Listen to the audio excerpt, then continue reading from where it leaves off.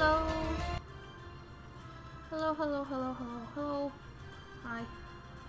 Hi, hi, hello. Hi, Sketch. How are you? I'll probably be a little bit quiet today. I'm not really talkative. But, how are you?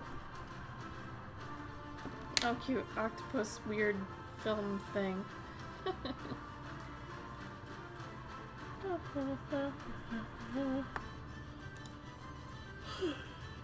And I'm tired. I had coffee too.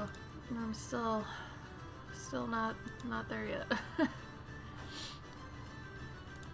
Blech. Been better, but been worse. I feel you. That's a mood. Started stream right as my friend first, so timing was perfect. Awesome! I'm glad for that. What is your friend's stream?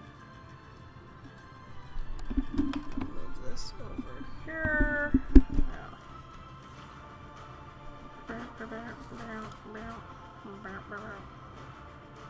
Alright.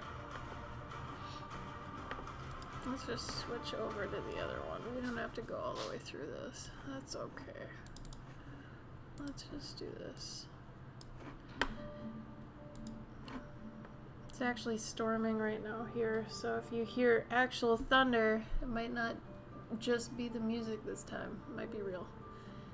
And then my dog is in my lap shaking like crazy, so if you see some fur pop on the screen, it's because she probably got up and is freaking out.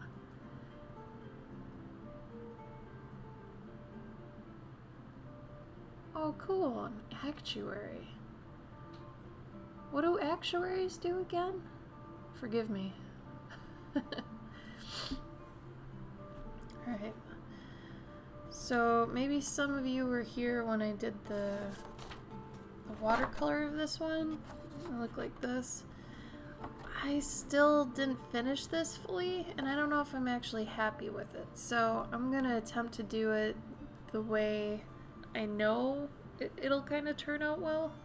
So I'll have two versions of it, which is fine to have two versions or however many versions of something you know, have, because some people might actually like the watercolor one. Some people might like the drawing one. It's fine, you know. Keep doing your art until you get it to a point you like it. That's the main thing. But if you want to, you know, put up your one that didn't quite meet the mark for you for sale, that's okay too, because like I said, somebody else might like it. Hard maths or pensions. Oh my gosh. Okay, so super thought intensive kind of crazy stuff. Wow, that sounds actually really important. And kind of stressful, if I'm being honest. That sounds crazy. Super smart people math. That's what it sounds like, yeah. That sounds like a lot of pressure. I bet they get paid well, though. It also sounds like it could be like a any kind of thing. Like, it's not specifically insurance, it's like a million things. So at least it sounds like they get some variety. That's nice. Literally can't afford to make a mistake.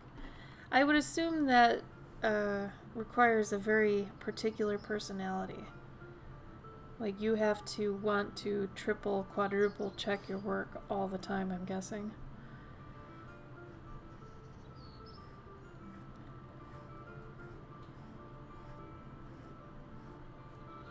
Alright, we're kind of redoing this one.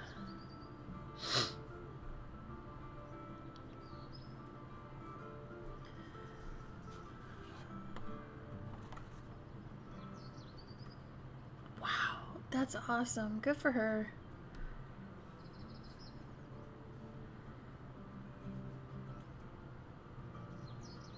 It's nice to hear that some people still have money. Because if people have money, that means it's circulating, so that's good.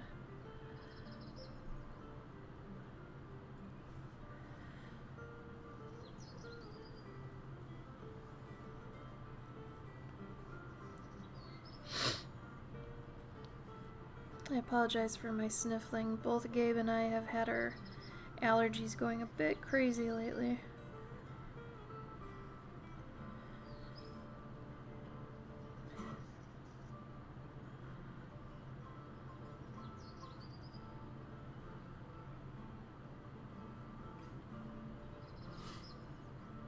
Gosh, she's 21? Wow. She wants to retire by 30. Wow. I can't even imagine that. I mean, it'd be awesome, but at the same time, wow. Where'd she figure out that she could do that? Like, that job? How do you even... That's crazy.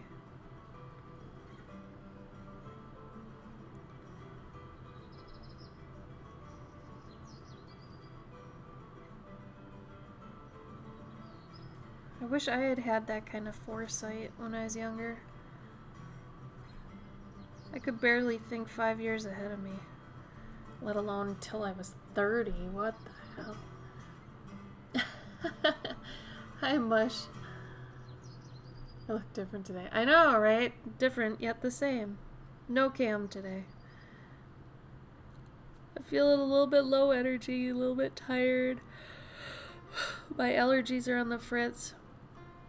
To be honest, I have so much work and I'm feeling like I almost canceled the stream today, but I was like, nah, I could at least be on for maybe an hour. So you've got me for at least an hour. Maybe I'll like kick into gear and you know, sometimes I can actually fix how I feel while I'm streaming. No promises, but you know, sometimes I can't, sometimes I can. We'll see how it goes.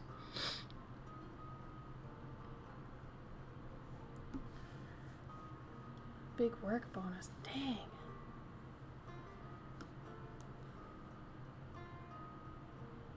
That's crazy. I didn't even know this profession existed. That's awesome.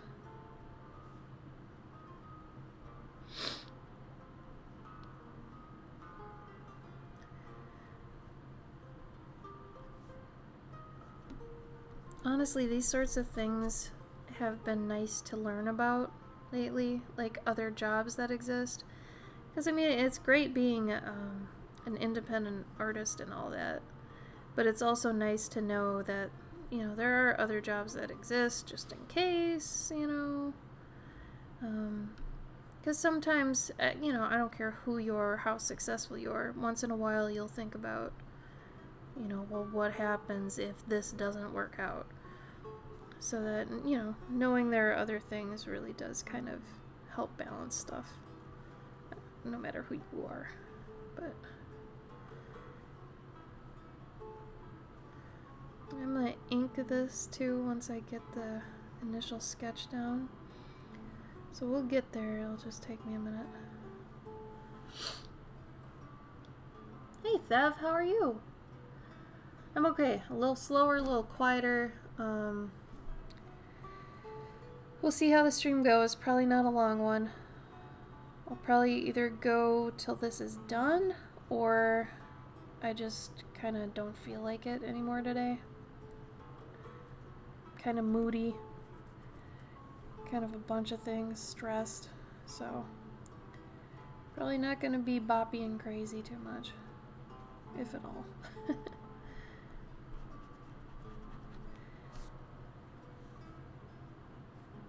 I'd almost rather be sitting on the couch just drawing and working.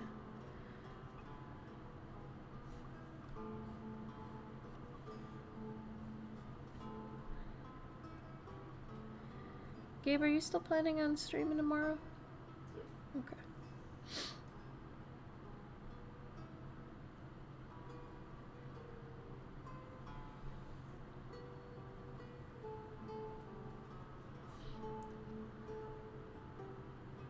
Well, thanks, Dev. Yeah, I mean, I'm not like, you know, sick or anything. I'm just a little slower.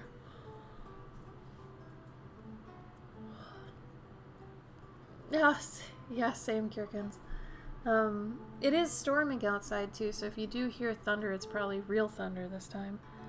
Um, but yeah, it is kind of reflective.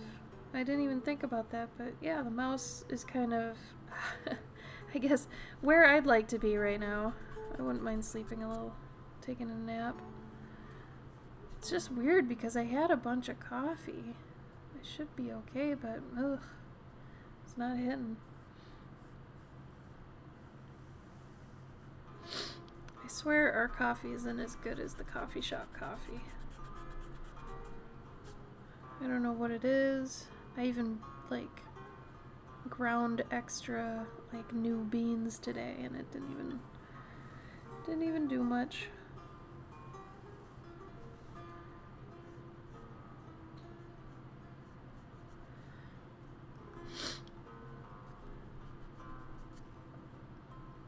But how are you guys? How's your week? I like hearing good things, so if anybody has like any good news that happened from this past week, please share. Love to hear it.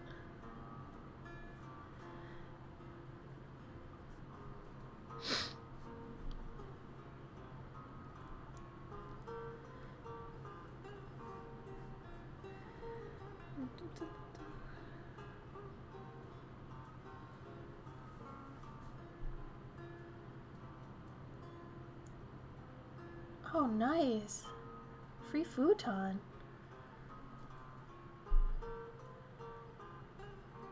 No kidding, that's actually really cool.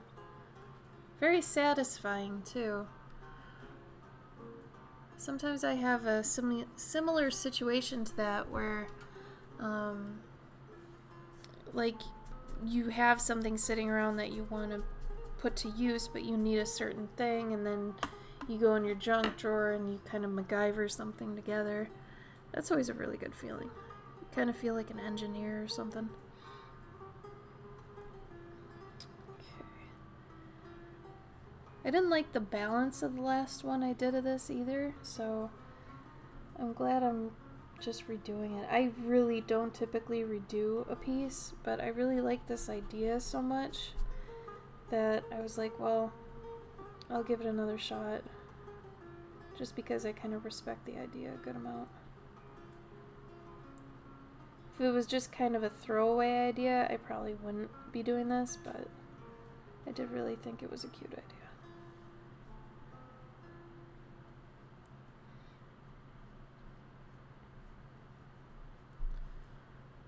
Oh, hi, Megan. Good news is being very productive on podcasting and enjoying my new Instagram for my reptiles. Hell yeah! Can you send that Instagram to me? I especially want to see your frog. And Sketch got a new shirt. New clothes are important. Seriously. It's one of those things where it's, you know, it helps your mood and it helps to have just new things after a while. I was wearing this one shirt the other day and I realized how old it actually was once I looked at, like, it had one of those printed tags in the collar and it was completely worn off, like it was gone. And that made me realize that that was probably too old. Because it takes a long time, I think, for those to actually wear off. So I was a little bit embarrassed at that, but I mean, the shirt's still decent condition, it's just, I don't know. Luckily I have other ones though, but that one will probably need to go away soon.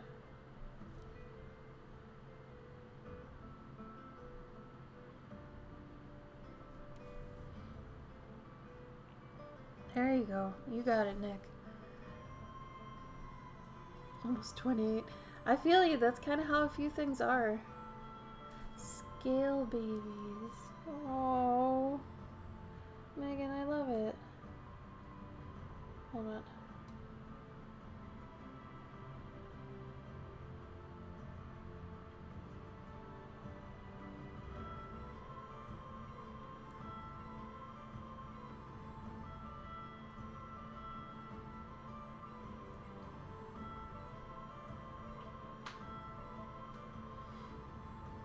Sorry, responding on Instagram.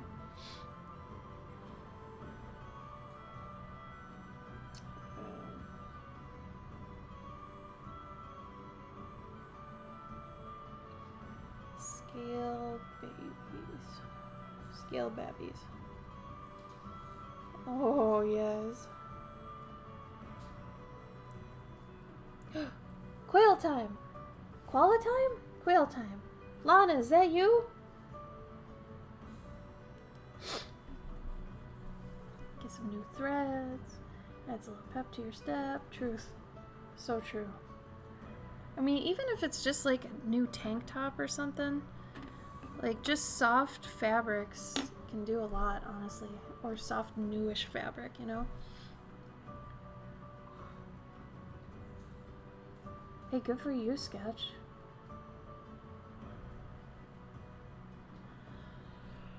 So for those coming in, I'm actually redoing a piece that I did on a stream a while ago. Some were here for this, but I had attempted to watercolor it and I got about halfway on it and I was just not happy.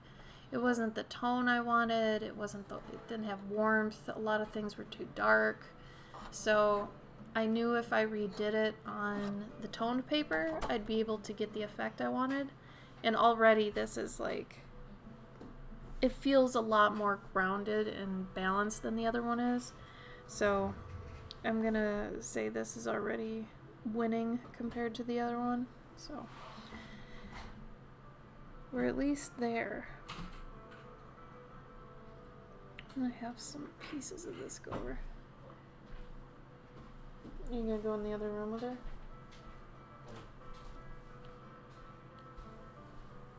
Hey, it's Dragoon. It is me. It is Lana. Welcome, Lana. How are our pumpkin and spaghetti? Also, if you want to share any pics of them, please feel free, because they make my day whenever I see them, and I'm sure they could definitely improve the day of anyone here. Lana here owns quails, and I was lucky enough to capture their likeness in one of the pet portraits I did in the past, and they are adorable. I love them even though they are not mine. I love them from afar.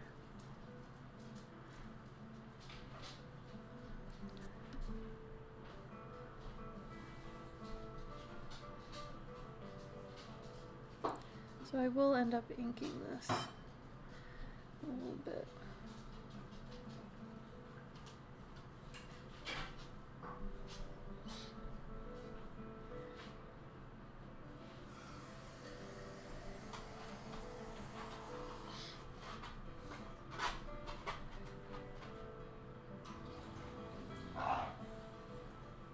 That was my dog. Okay.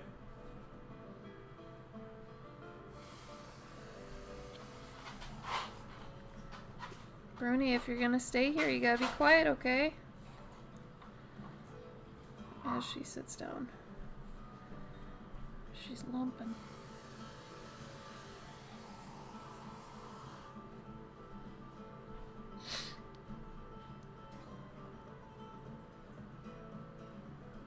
Oh yes. Good quails, good pictures, good times.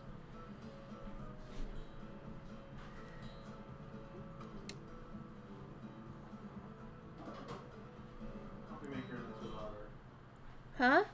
Coffee maker isn't too hot. I don't know. Are you asking or telling? Asking. I don't think it should be. You should be fine.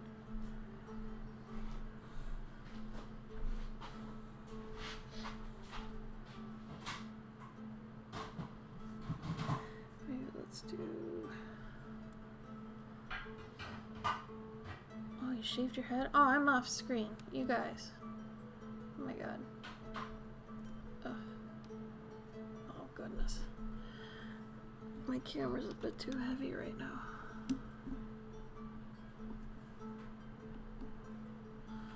I don't think I can actually tighten that anymore. Ah, dang it. Well, I'll hold it for the moment.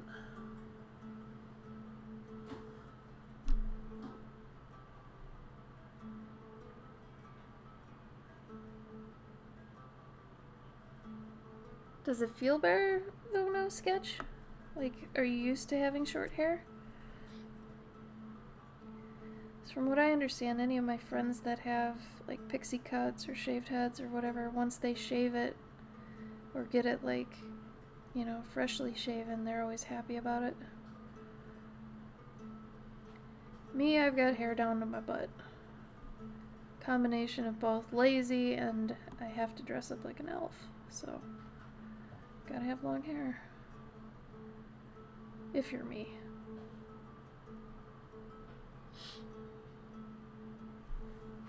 You love the chibi gif? I'm glad. I wanted to have something there for when I wasn't, you know, but it's still me, just in a different way. I just threw it together pretty quick, but that's of my little old hamster I had, Kukui.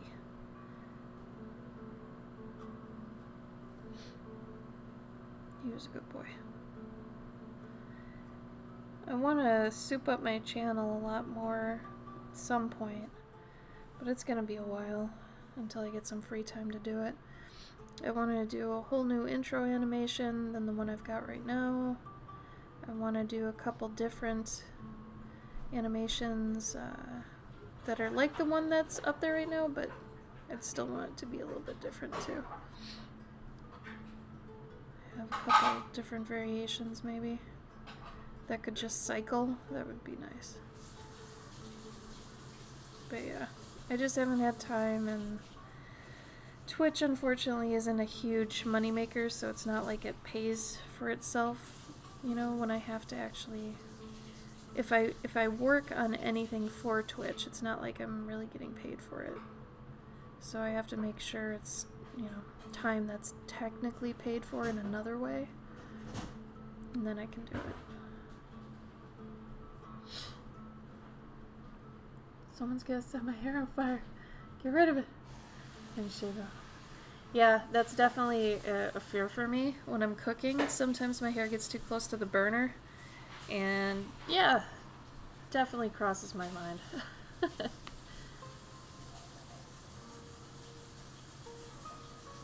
I know I can't shave my head because I can absolutely feel that I have bumps and moles and all these sorts of things.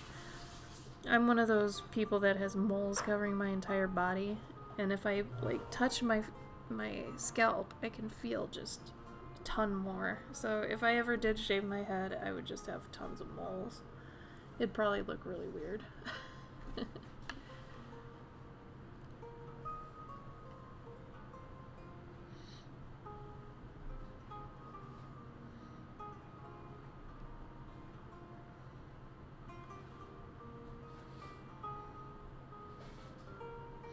Oh, my dog finally stopped shaking from the storm. She loves laying in my lap. So she's been laying here and shaking. And now the sun's back out. Alright. Hi, Mooba. Bully set your hair on fire when you were 16. Anyone touch my sense, cut and dye myself. Oh no, Sketch. That's scary as hell.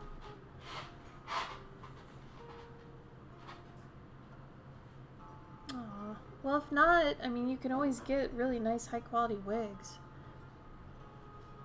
And they're not even that expensive anymore. That way you could at least have long hair for the wedding and not have to worry about, you know, your real hair. That's true. You really don't. Or burning flesh, for that matter. Burning anything, really. My garage burned down when I was like 12 or something. Maybe I was younger than that. I can't remember exactly how old I was, but my garage burned down, and that industrial smell, that burning industrial smell, is just messed up. It's scary. Just the smell of things burning isn't okay unless it's like leaves. But yeah, that's traumatic, Sketch. I'm sorry.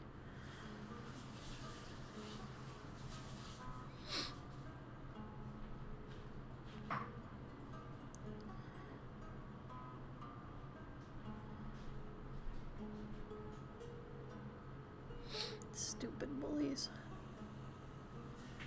People can be so ridiculously mean and cruel. I can't even comprehend it so much at the time. I don't get why anyone would be so mean, you know? It's just beyond me.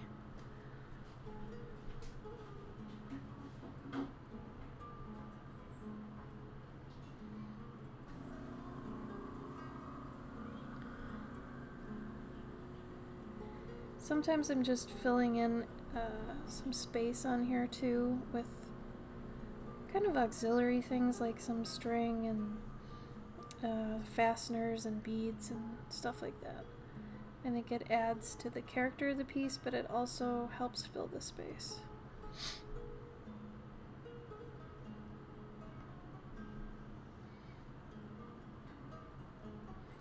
So we'll give this one a long tassel tail. But yeah, for those that weren't here in the beginning, it is kind of a more chill day. I'm not as hopped up about anything. I'm not as caffeinated. Just more chill.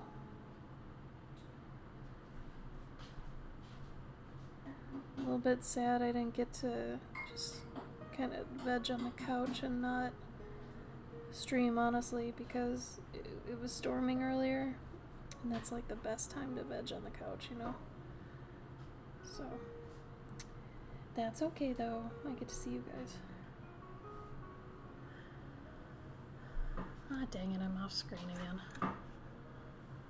Sorry, I'm over here.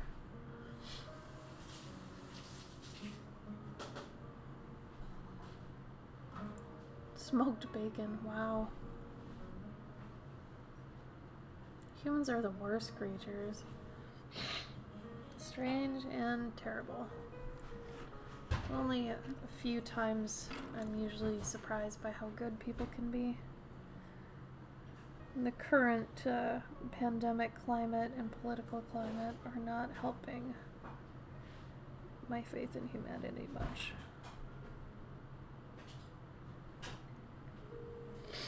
Mainly just America. America is crazy. For the most part, I'm thankful I live here, but man, it is just nuts. There's such a failure to understand logic majority of the time by so many people. It's just disheartening. Absolutely disheartening.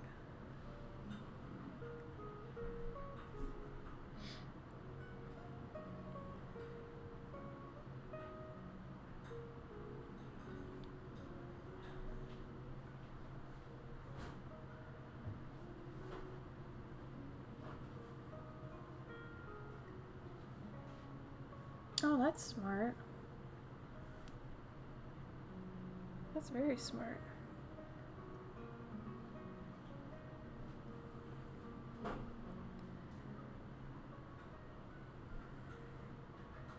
I've been having really crazy dreams lately. Has anybody else been having crazy dreams?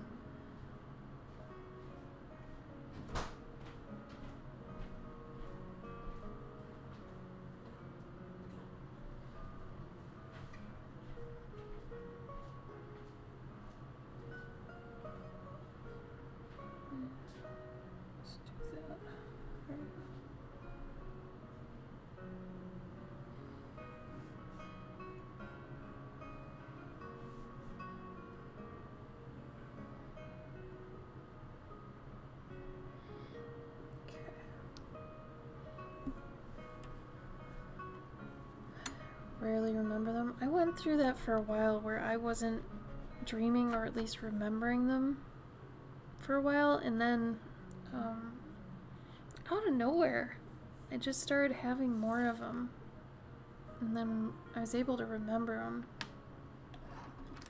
I don't even know what changed.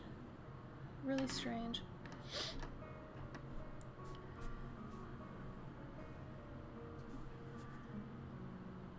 The funniest thing for dreams, in my opinion, is when you have dreams where, like, the feeling doesn't match the situation.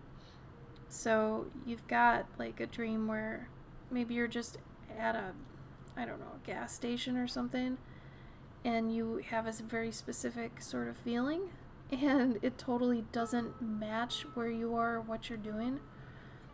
That's always weird to me. Like, that you can have ill-placed feelings in dreams that are illogical and just, like, don't make any sense.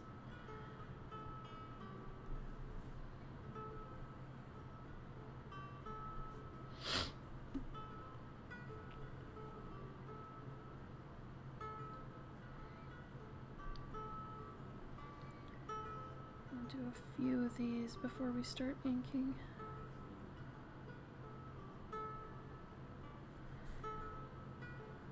This has been such a weird summer.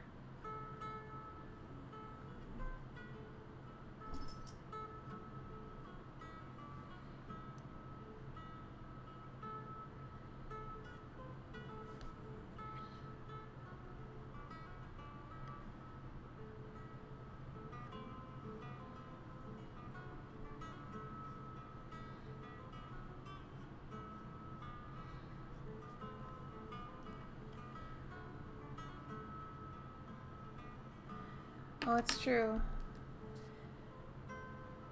The coolest thing about, I've got a Fitbit, and one of the coolest things about it is that I can track my sleep, which is pretty neat.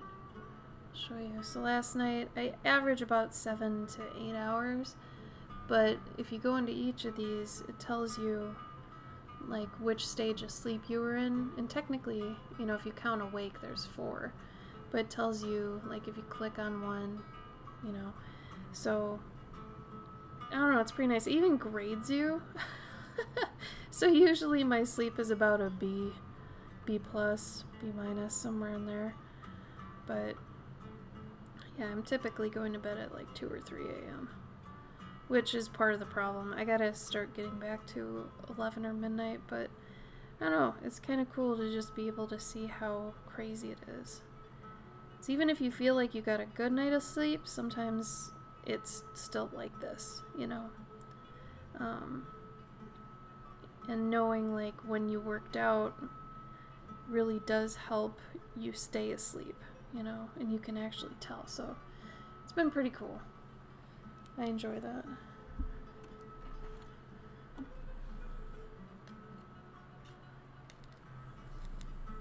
It's pretty nice, Cavendish. Yeah, I like it.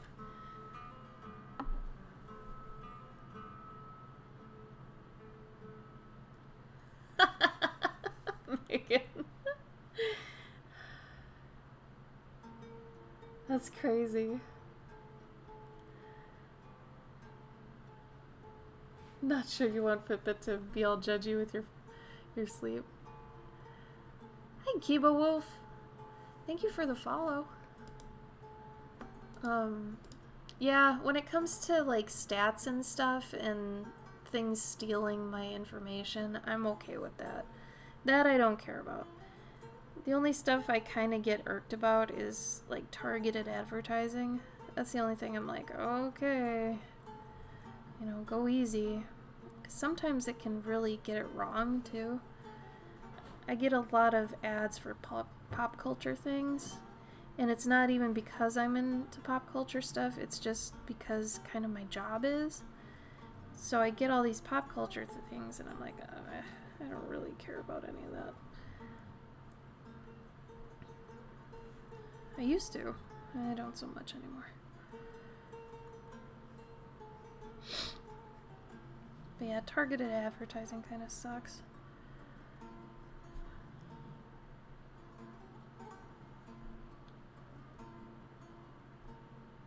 Oh, the Wii Fit was kind of stupid. I was just talking about that today with Gabe because we got the Ring Fit thing, which is actually really cool. They finally kind of got it right on how to gamify exercise, which took them way too long, in my opinion, to make it like an RPG. but it's actually pretty good. And it's fun, and it does seem to do a lot in terms of working you out. So I'm impressed. Gabe's impressed. We like it. Human baby ads. Right? Yeah. See, that's another thing. It's like it notices that I'm of a certain age, and it's like, hey, you want to start having babies, right? And I'm like, no. Do you not see I'm in like an anti-procreation group? Like, why are you giving me baby ads? If you're stealing my information, do you not know I'm in this group? Please and thank you, leave.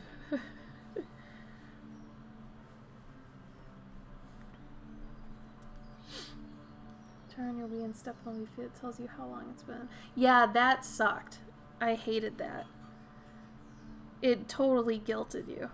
This new one doesn't, which is really nice. It doesn't even weigh you, which is cool.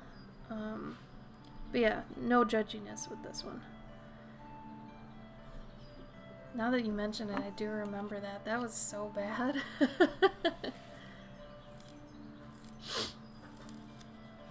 What kind of food did you get, Sketch?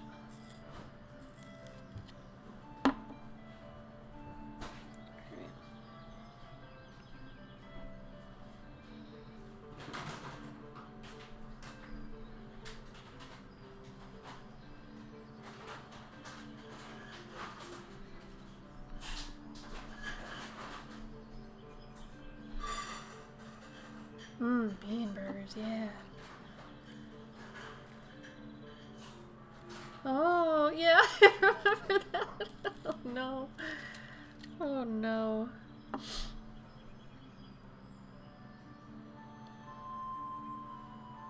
Oh, Megan. Yeah, but it does help. The only problem is it's sold out, like, everywhere. So what we had to do was put in an order, on Amazon for one, and it tells you when it ships, and it was only like a couple weeks we had to wait, but it was like $70, comes with the peripherals.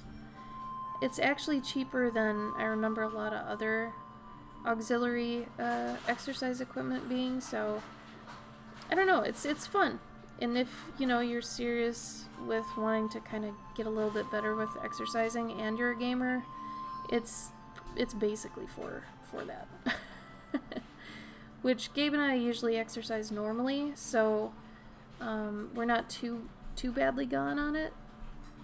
Like, we actually have started at kind of the intermediary level, but I mean, it does have settings for if you're, you know, really out of shape. It's good about it. You can kind of cheat too. What do you mean you can kind of cheat? You can cheat. How did you cheat? You can, but I mean, then you're just cheating, and then it's like, and it's not like a game that is like, oh, this is really interesting, I just want to finish the story. It's not like that. No, it's really cute because unlike the Wii Fit, this is kind of tongue-in-cheek, cheesy humor. So if you are a person that likes puns and like clever characters and stuff, I'm actually impressed with it. Mainly because it is kind of cheesy, and they know that they're cheesy. So, I don't know, it's cute. At the very least, it's cute. But it's like you can, like instead of running, like legitimate running, yeah, you can literally just pick your left leg up. Like, I did that for the you stairs. did not! On half of the stairs because I couldn't handle it anymore. Gabe! Yeah, Amazon's bad, I know. I know. It's just, you do what you can.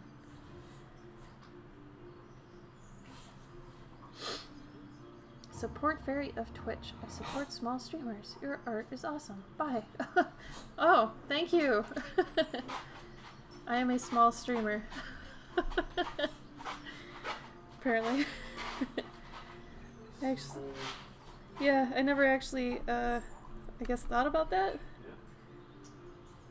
Yeah. I'm not a big streamer, I know that, but never had somebody come in and be like, oh, you're a small streamer, bye. Oh. Yeah, that was weird. What was the point of that? Well, they're supporting small streamers. I know, but how are they supporting? I don't know. Oh, I guess they followed me. The View? Did they? Oh, okay. Yeah, but I don't know. Oh, I didn't even see that. I'm sorry.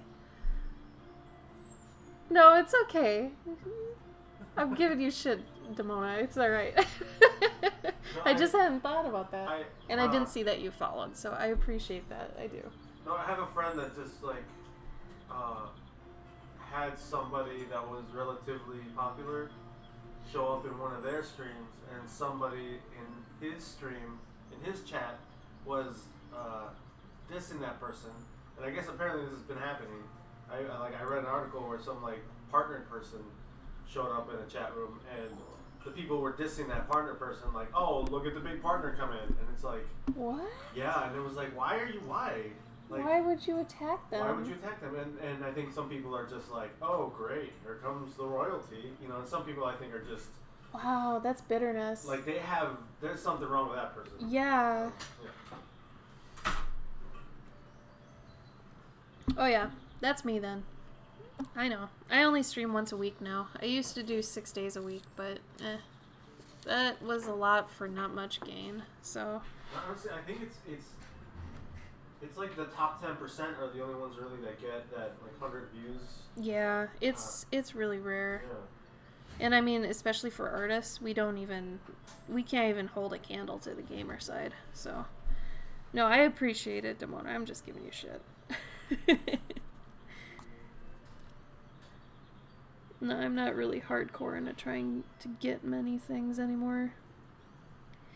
It's like for a while when partner was actually obtainable for people, yeah, it seemed like, heck, I'll grind really hard and I'll get there, you know? But now that they've made partners so difficult to get for everybody, especially artists, it's like, well, I'm not gonna, you know, break my life to do this. It doesn't make sense. Oh, Lana, that's awesome. I think you'll like it. One of my favorite parts of Twitch is just that there are a lot of channels that do really just random things. Like, there are people that just, like, crochet or knit, and they'll just talk to people while they're doing it. I like that. Or the, like, homebrew cooking ones. Those are fun. And then there are people that do cosplay. So, Lana, you could check that out, too. There are people that are just making their cosplays. I know you cosplay. I know Megan cosplays. So, I mean, there are cosplay channels. It's not all just gaming and art, you know? And I think those ones are a little bit more fun. You gotta kind of dig into the depths of Twitch, but you can find it. Oh, Megan, like, it told us that we were gonna get it like after, like, in November. Yeah, it actually told us it was like estimated delivery October 20-something. And I was like, really? And Gabe was saying they just ship it out when they get new ones in. Yeah. And I was like, oh, okay. And then, like, they shipped it maybe a week or two later. So it wasn't a big deal. It's lying to you. Nutmeg, thank you. I appreciate that.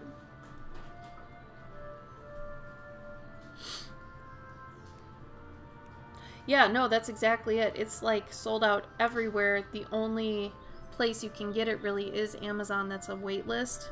And that's why it kind of sucks because, yeah, I know Amazon, but, you know, if you want to get put kind of on a wait list for it, that's the easiest, best way to do it. Otherwise, like, GameStop didn't even have anything set up for that, did it? I highly doubt it, yeah. Okay. I highly doubt you could pre-order it there. Yeah. Or you could, you know, if you have disposable income, you can just buy it on eBay for $300. Yeah, yeah, that's the other bad thing. So since it is sold out everywhere, the places that do have it, or the people that do notice the demand, so they're jacking up the price like crazy. And it's like, I'm not going to pay that much for it. But $70 and I have to wait, that's okay. I can do that. And like I said, it came pretty quick, so. Oh, Chancho. What?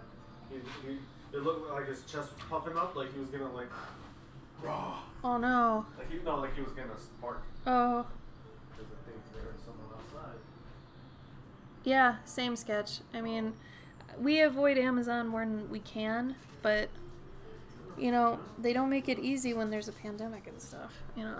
Like, I don't know. It sucks. And I do have friends that work for Amazon, so at least I know indirectly I'm kind of, you know, supporting them in a way. But man, I hate Jeff Bezos.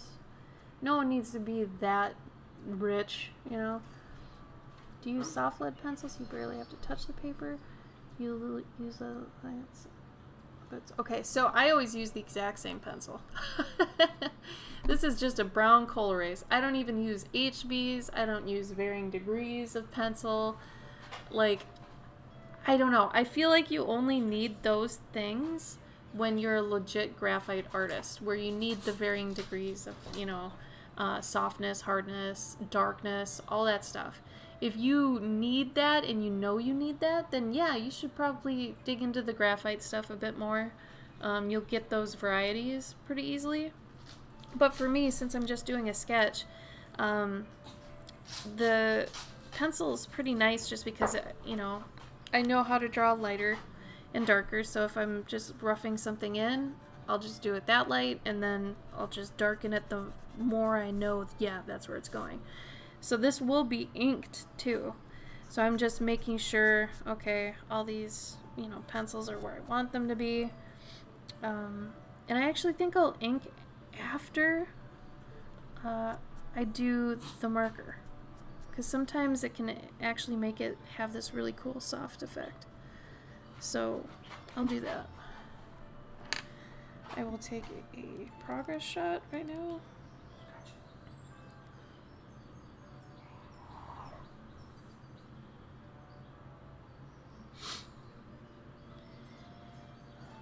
Also, if anybody does have that guilt of not being able to support small businesses like myself, the best thing you can honestly do is, if you can spare $1 a month, just sign up on somebody's Patreon under $1. Because, I mean, if you think about it, if they get 100 people just giving $1, that's $100 a month. So you are making a difference. It's kind of like the effect of voting, you know? You think, oh, my vote doesn't matter, but, you know, if there's a bunch of you doing it, that does matter. So, same thing. Hi, Hootie Hoot. How are you? He quit after a month. Wow. Maybe it depends on where you work. Yeah, it's not always possible, Thef, you're right.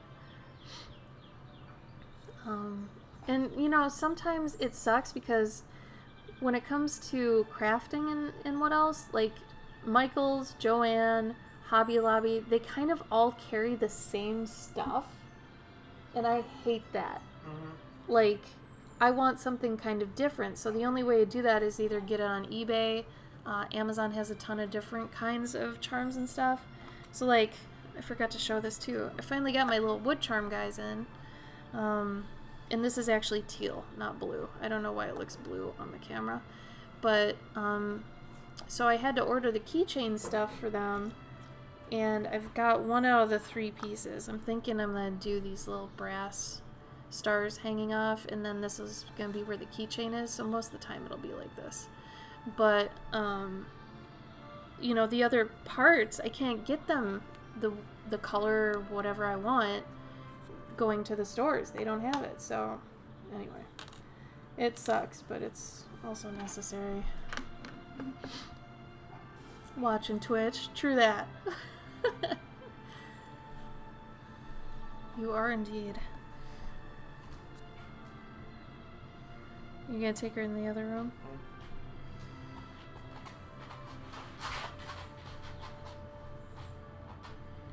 Bernie, why you gotta be so difficult when Mama's streaming?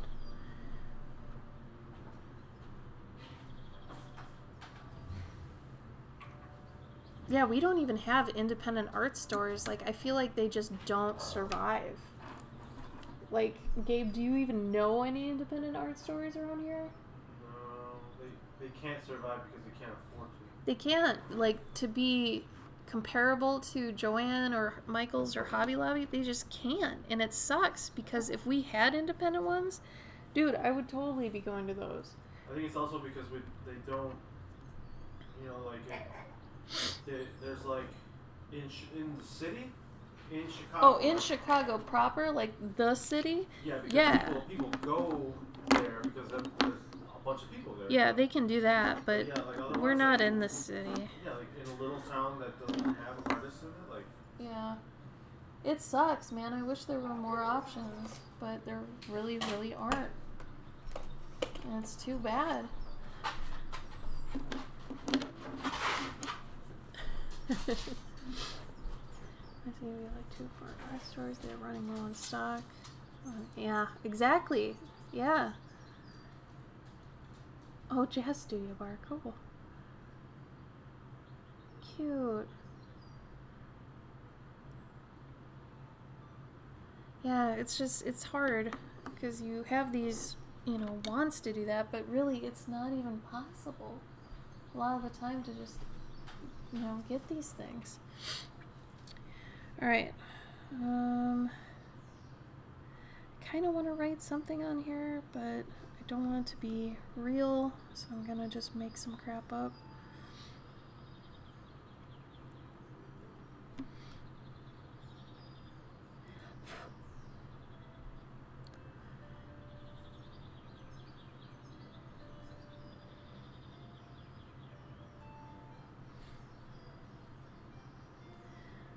What's everybody's favorite medium you're working with right now?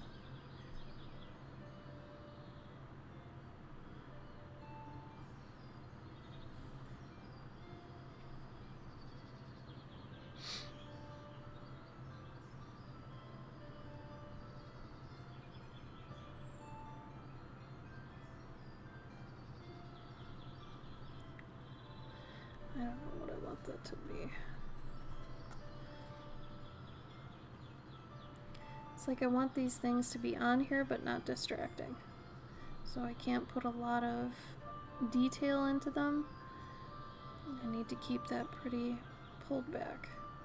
So whatever I put here has to be kind of like not obvious what it is, but also just kind of filler, honestly.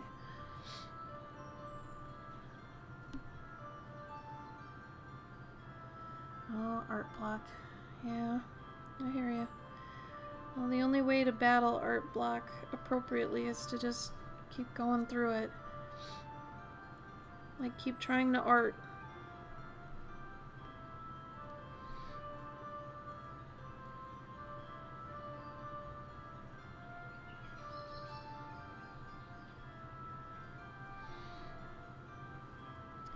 I have to make up some sort of thing. Some script. I probably won't ink the script, so you can't really tell.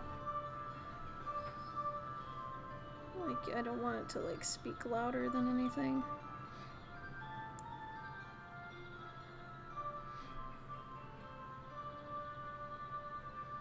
So it's like scribble, scribble, maybe one letter that looks familiar. Scribble, scribble. Different shapes. Different spaces. Things like that.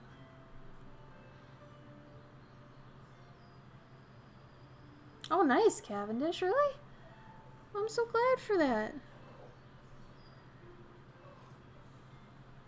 Yeah, Clip Studio is great. So is Procreate, so is anything, honestly, on the iPad. The digital art stuff has really made some pretty big, like, advances and leaps and bounds in the past year or two. I usually use Clip for a lot of my ink work. It's really good. It's really good.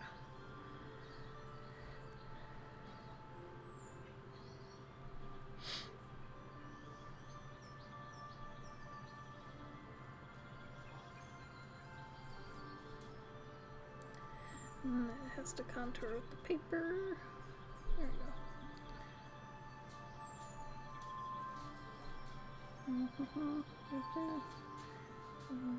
Should go like this.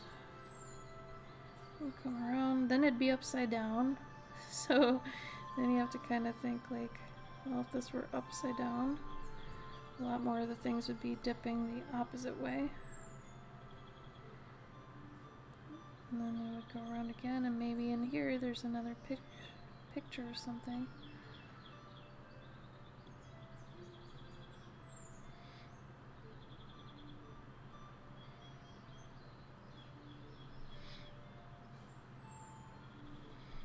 Hmm.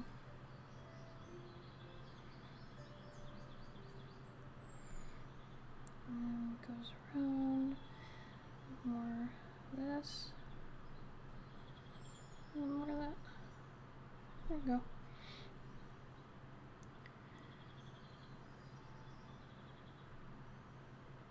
I'm glad that my watercoloring helped you, Cavendish. That's great.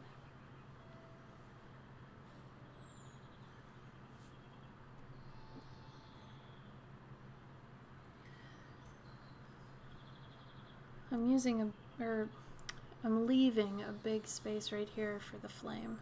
So that's on purpose.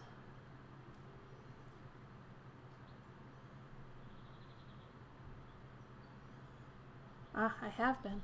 Little Bean! Hi, welcome. Thank you for the follow. Yes, hydrate. I have a giant 30 milliliter water bottle I drink out of.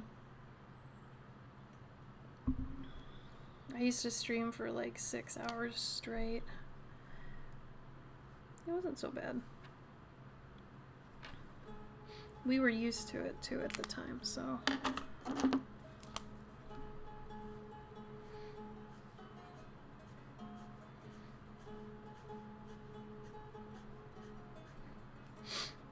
I'll just go over these. So I'll ink them later.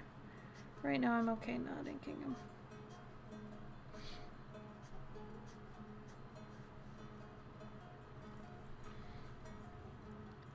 Markers are nice because a lot of the time they can give you the effect of watercolor, but with more control, more predictability.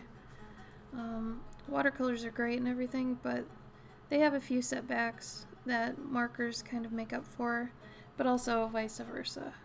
There's a lot of things that watercolors have that markers don't.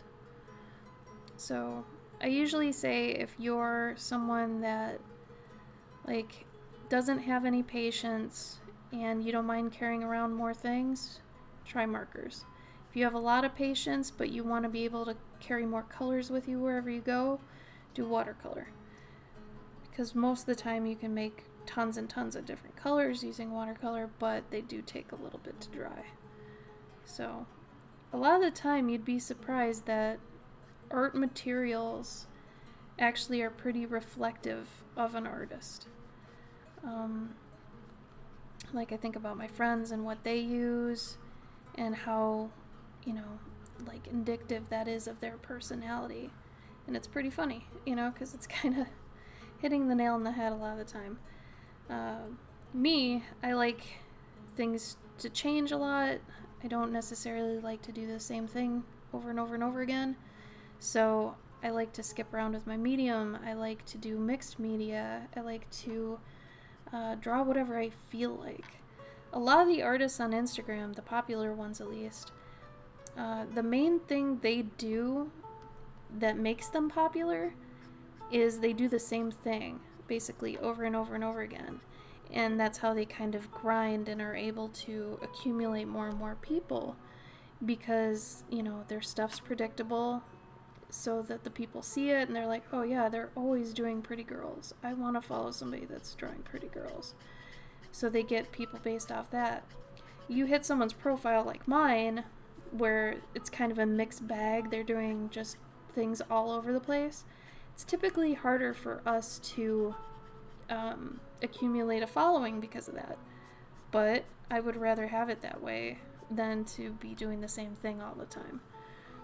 So, you know, it's good to think about that stuff if you end up getting kind of down about just Instagram or just social media in general and follows, things like that.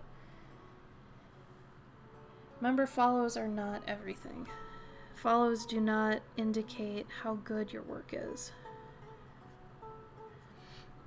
A lot of the time follows are bots or just somebody trying to get a follow back.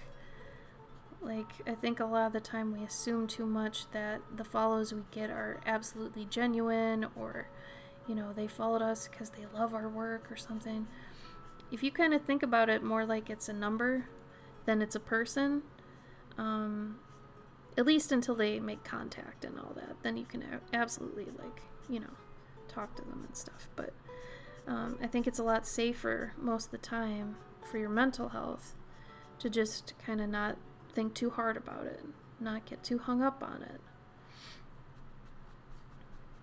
And you know, something, you know, think about this long term. Eventually, if things just keep going like they will, everyone will have thousands of followers, because, you know, for the most part, you're always going to be growing.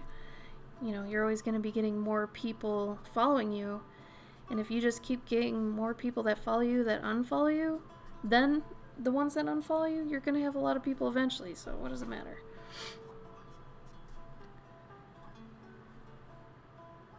Oh, thanks, Lil Bean.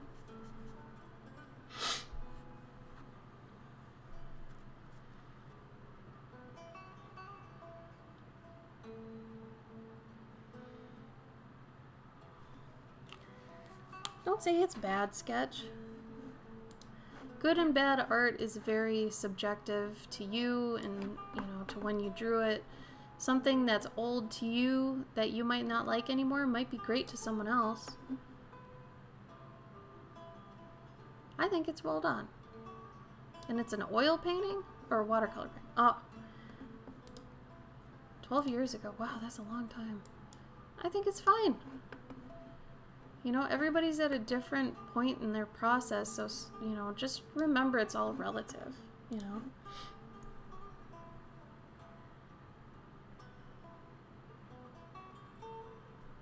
It's true, Cavendish, and I mean, it's the whole jack of all trades, master of none, the whole thing, that saying, you know, and it depends on what type of person you are. If you really like the idea of grinding until you get something really, really right, yeah, then definitely keep doing the same thing over and over. You'll get really good at that one thing. If that sort of thing bores you, don't do it. You don't have to do either of them. The main thing is that you do whichever one of those things makes you the happiest. You know, don't do it because, oh, if I do the same thing over and over and over again, I'll get a bigger following. Don't think like that. You know, think like, if I do the same thing over and over again, I'm going to go crazy, so I'm not going to do that. Save yourself some mental health. Your life is too short to, you know, be stressing about that sort of thing. It's not important.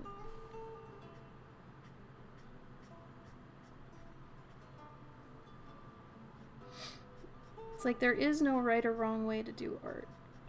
And because of that, you know, you do it the way it feels best to you. That's what art is, you know?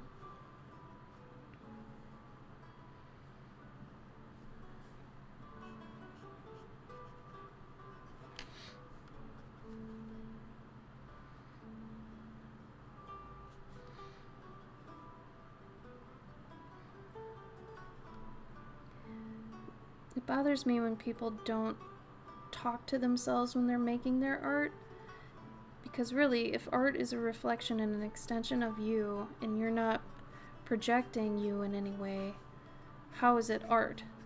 You know? I don't know. Them's my 2 cents.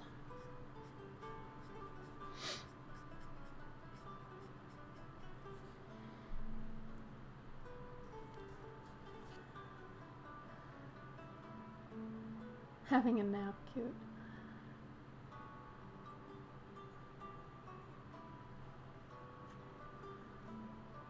Love what you do and do what you love. I mean, really.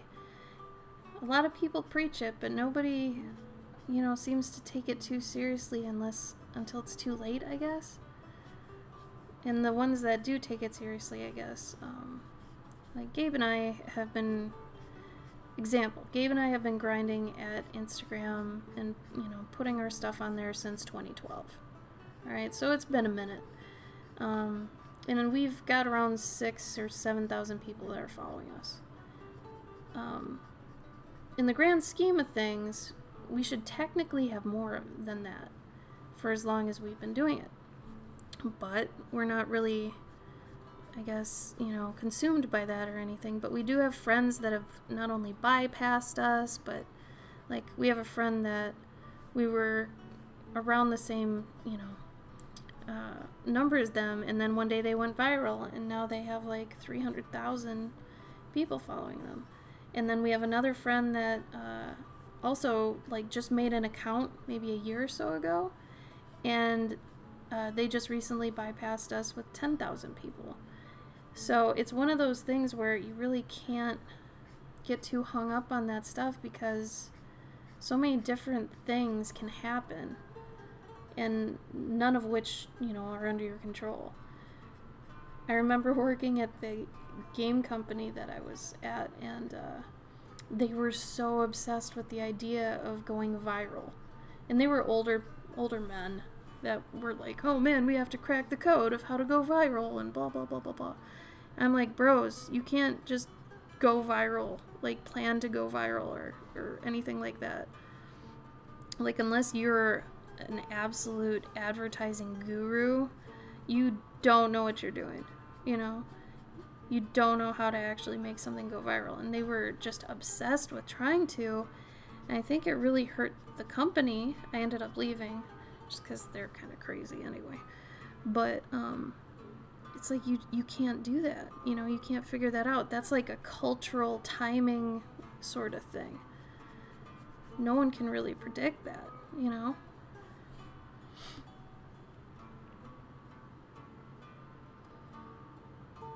Yeah, and I mean, Lana, if that's what you want for your account, you don't just want it to be cosplay, you want it to be other things. If that's what makes you happy, is having that account have that sort of, you know, differentiation, then yeah, don't get down about people unfollowing you for that. That just means what you're into is not what they want, and that's okay. That's okay. You will find people who do want to follow you for what you do. The whole problem with it is finding the people.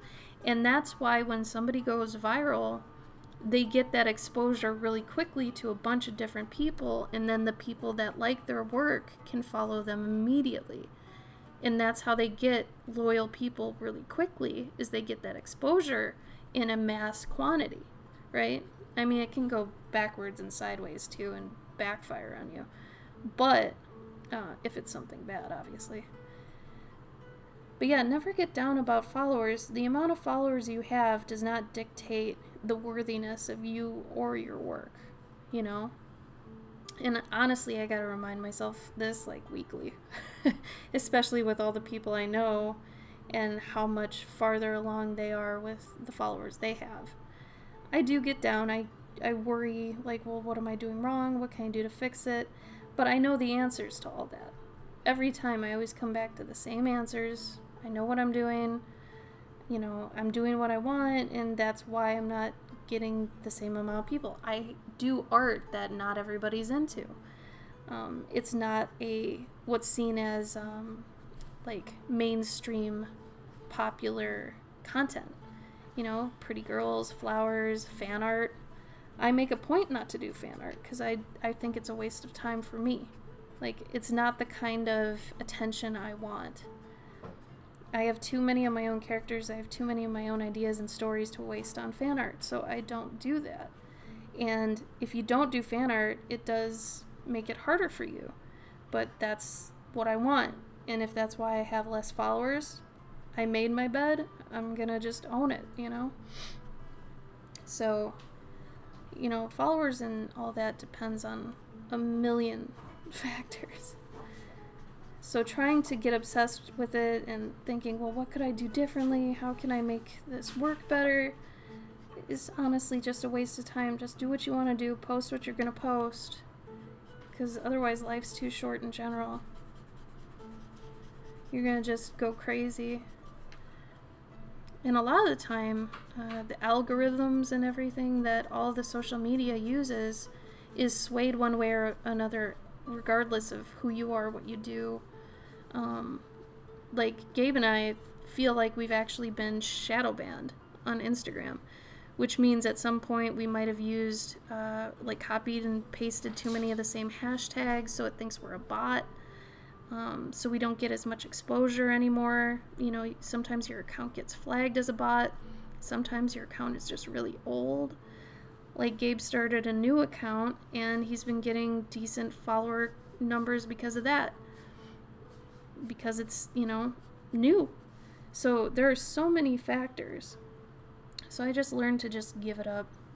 Whatever's going to happen is going to happen. I'm just going to keep posting what I post. All that. What am I using? I'm using a Prismacolor marker. These are only available in the US, so if you're overseas, you've probably never seen one of these before. I actually don't like Copics for the most part. They don't blend on the paper I use as good as these. I do like the fact that Copics have refills where these do not, and that's stupid. But this is a Prismacolor French Gray 10. I use a lot of the French grays. I usually use a 10, a 30, and a 50, and it's a wide enough range for me. And then once I get to actually doing the white bits, I'm going to use a bunch of whites. I use Jelly Rolls, Sakuras, the Faber-Castell Pits, and then these Poscas. And also just a regular Prismacolor soft colored pencil. So I'll be getting to these in a minute. I just want to get down the dark parts first. I usually don't post my art so that I don't worry about the likes, because if I start to feel like it won't be fun for me anymore. As long as you post your art and walk away kind of and don't worry about what people say or think, it's fine. It acts as a really nice proof of creation that, you know, Instagram is meant for things to kind of go and die. It's not meant to be a gallery. Because, I mean, how often have you posted something a long time ago that you're like, oh man, I can't post that again. I already posted that.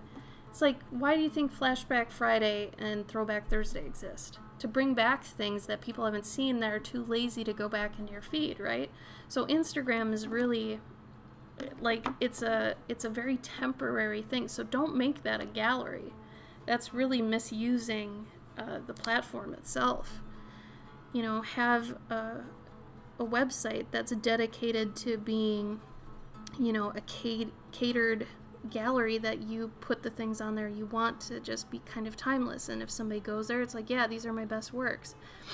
And usually you want to put like under 20 things on there because people's brains shut off once you give them too many options. So you really want to keep what you show them kind of low. But yeah, you do it that way, you know. And when it comes to posting art on Instagram, this is really important too. You're gonna get people who like your art. You're gonna get people who hate your art. And you have no control over what people like or hate.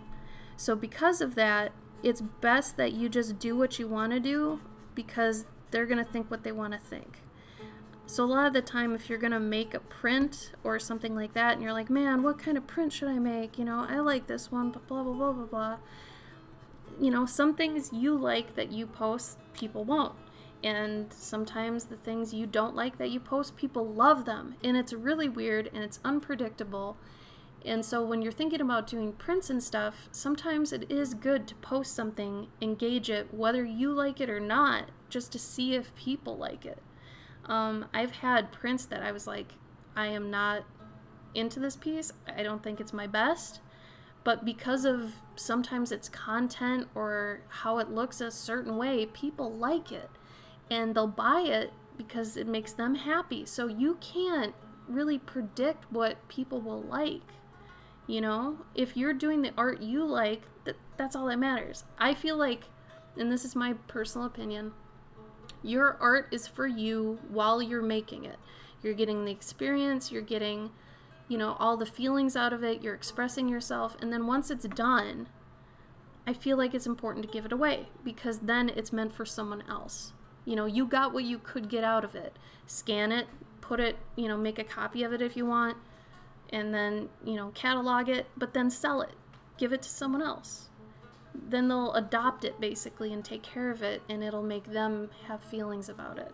So when people ask me to see my sketchbook, I usually don't have a sketchbook. I sell everything I basically make because, you know, as long as I have a record of it, I don't need to hold on to it.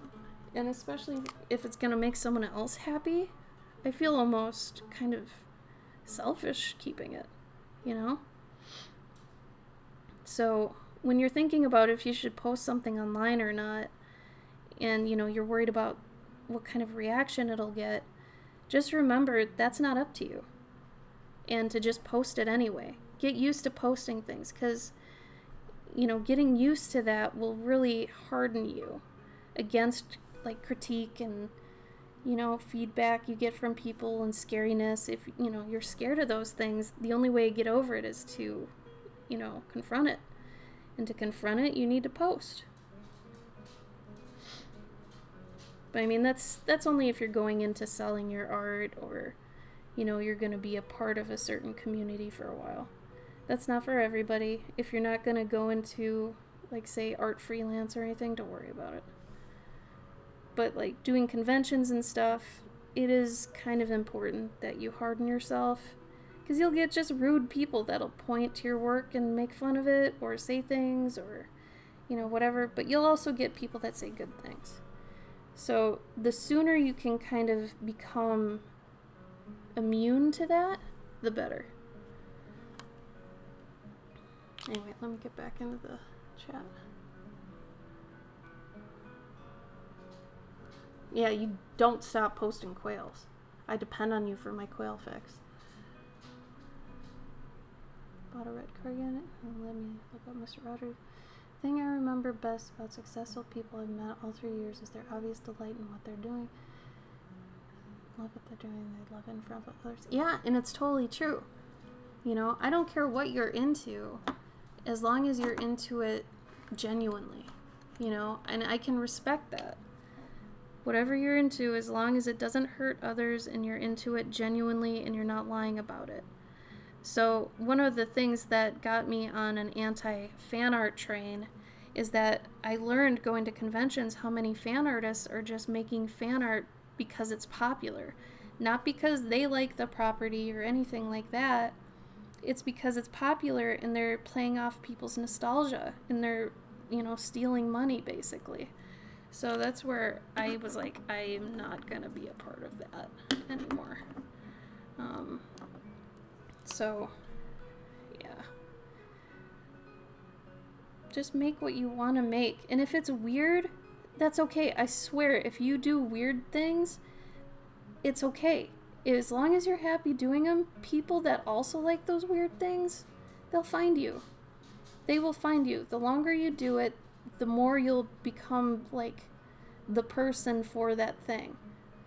I usually use the example of if you're an artist that does a lot of art with, like, I don't know, ketchup. You paint with ketchup and, you know, you use toilet paper as your canvas. If that's you, you know, I'll bet you anything, if you keep at that long enough, you'll get a following of some kind, or you'll go viral, and that in turn will get you in front of the people that actually like that sort of thing. And then you'll make money eventually off of it, one way or another. The whole thing with art is just being persistent. As long as you're persistent, you will find your people. You will find your fandom. You will find everything you need to. It's just the persistence of grinding and not giving up.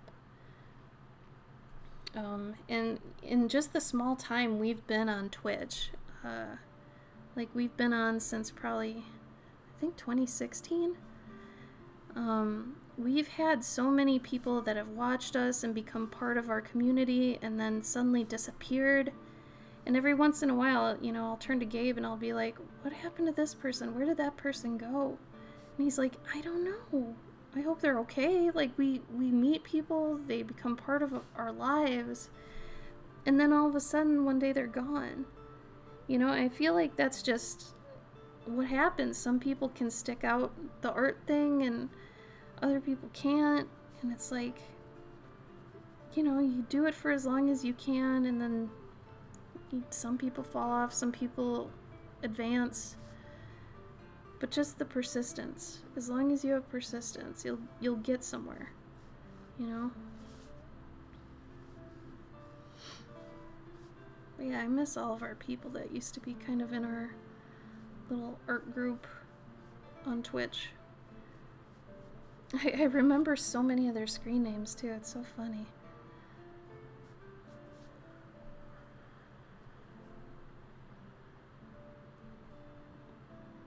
Yeah, Megan, right? It's crazy. Some of my most liked Facebook painting posts are ones I don't like. Exactly. Isn't that weird? Right? Watching markers dry is kind of fun. Yeah, so, you know, that's what I'm saying with when you're trying to figure out what prints people like, you kind of do have to post something whether you do or don't like it and see how it does. And you have to kind of be consistent with that. Like, do it on the same day, or at least time of day. Like, if it's a weekday, when posting, weekdays versus weekends are night and day. A lot of us don't even post on the weekend, because the weekend is just so up in the air. People aren't, you know, predictively on their phones at a certain time of day. But if it's a weekday, you know, you can usually assume around noon, you know, at least in your time zone, people are on their phones because of lunch, you know, stuff like that. After 8 o'clock, people are winding down for bed, most people. So, you know, there are good times to post things.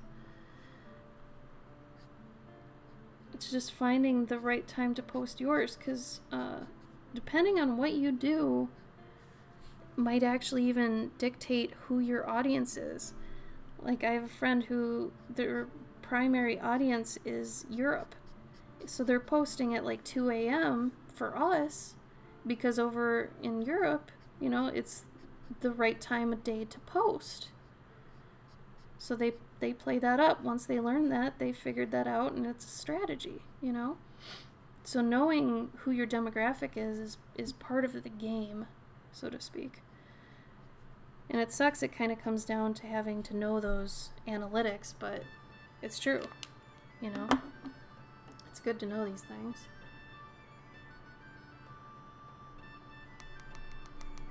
For anybody who doesn't understand fan art or selling it, this website should help. Because honestly, it shouldn't be sold at all. But, you know, if you want more about that, go to that website. I used to talk about it on stream, but now I'm tired of talking about it so much. So if you're interested, you can go there. It'll break down how that works. And if you're somebody that sells fan art, you definitely should look at that.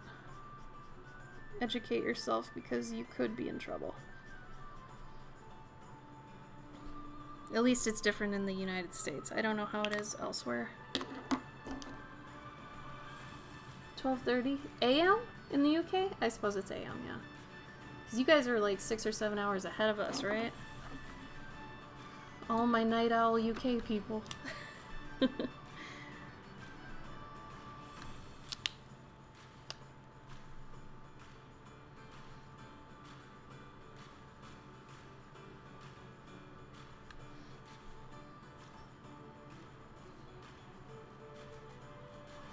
Alright, I'm almost to the fun part of doing all the highlights. So stay tuned. We're gonna get there in a second. I think it's fun doing the next part.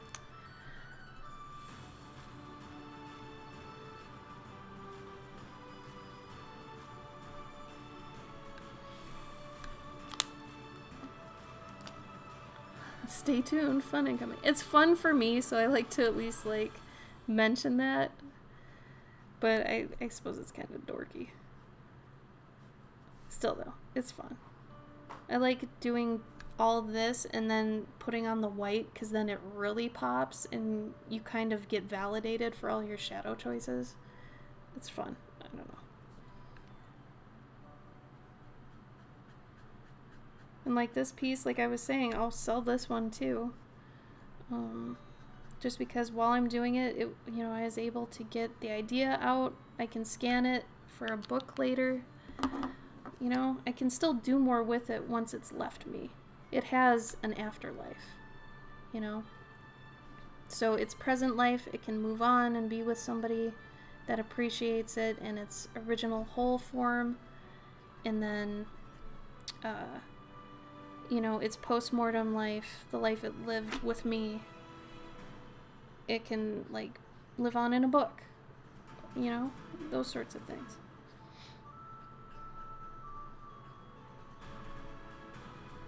It's kind of exciting to think about the life of an artwork.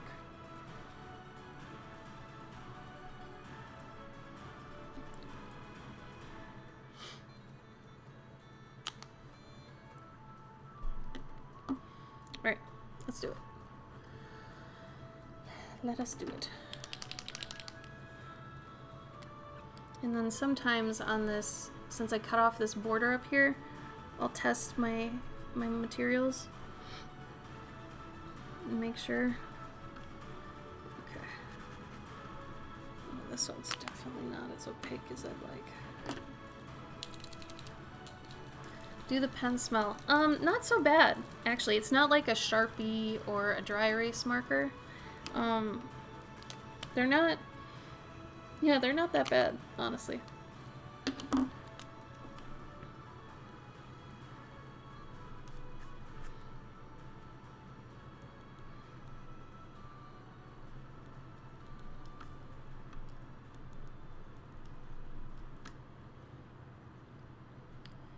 So I'm gonna let that dry for a second so I can get that really, really strong white flame.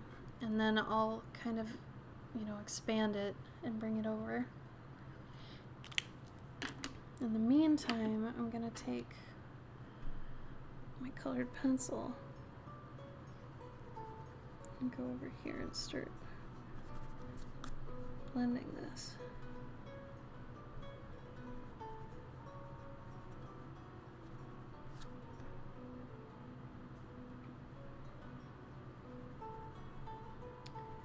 I mean, this independent art game isn't for everybody either. It's pretty hard. There's a lot of mental stuff that goes with it. Oh, wow. Look at this. This just gave up. It was like, nope. It just dropped off. Okay. But yeah, you have to be strong in a lot of ways, because there are a lot of things that can attack you one way or another. If anybody has any questions on anything specific regarding that, let me know. I'll answer anything I can. Hi, Ed Arrows. How are you?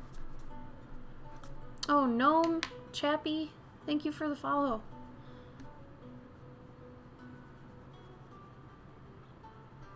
Also, if anybody's into Patreons, I have a Patreon and I have a lot of fun with it. Every month I have a bunch of different tiers. See, this is the problem with the soft pencil. It's too soft. I have a bunch of tiers that have different rewards, some physical, some digital. So depending on what you're into, there's probably something there that you might like. I don't want to do this too sharp. So, but yeah, if anybody's interested in that, let me know. I can explain some of the tiers.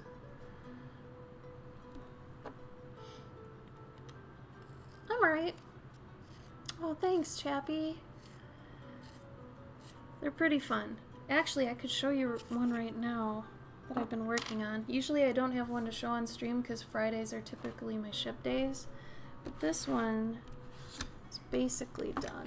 Let me see if I can.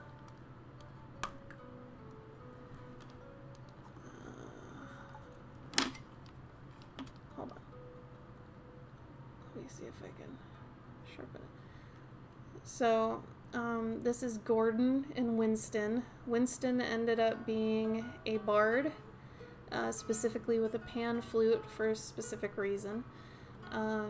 I do what I call paw readings, where I assess the pet's personality, and then based on a bunch of different factors, I do the portrait according to what class they end up as, and then adding in like some of their favorite toys as trinkets or weaponry, whatever I can.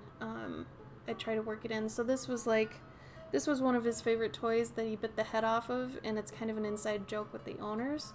So this sort of thing is kind of what I like to put in, is extra stuff like that. So I have a ton of these on my Instagram. I have 2 books out that are full of them. I've probably done 500 total so far. I've been doing this for a few years now, so it's kind of my bread and butter at the moment. But it's very much a twist on just a basic pet portrait. It's not just throwing them in costumes, it's actually taking into account who they are and what they're like, which I don't think a lot of pet portrait artists honestly do, because it does take a lot of time. I have to go back and forth with the owner. I have a whole set of questions I've devised. I call it a paw reading just because it's kind of a cute way to talk about it with the owner. But yeah, it's basically a questionnaire I give them, and they give me all these info type things about the pet. So it's really fun.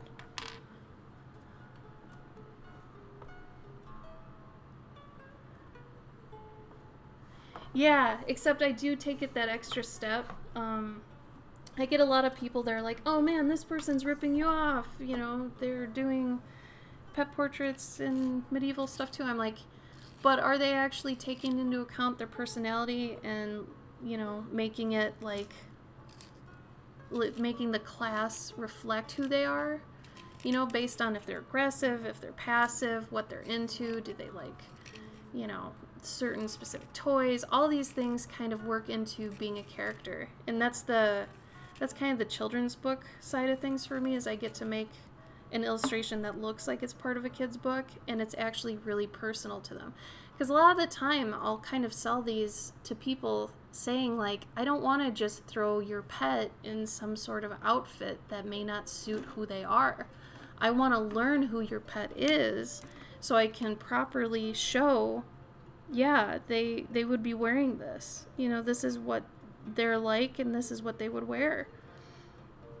So I've done, you know, pets that ended up being chefs or adventurers or mages, healers, all these sorts of things, and it's all because of who they are.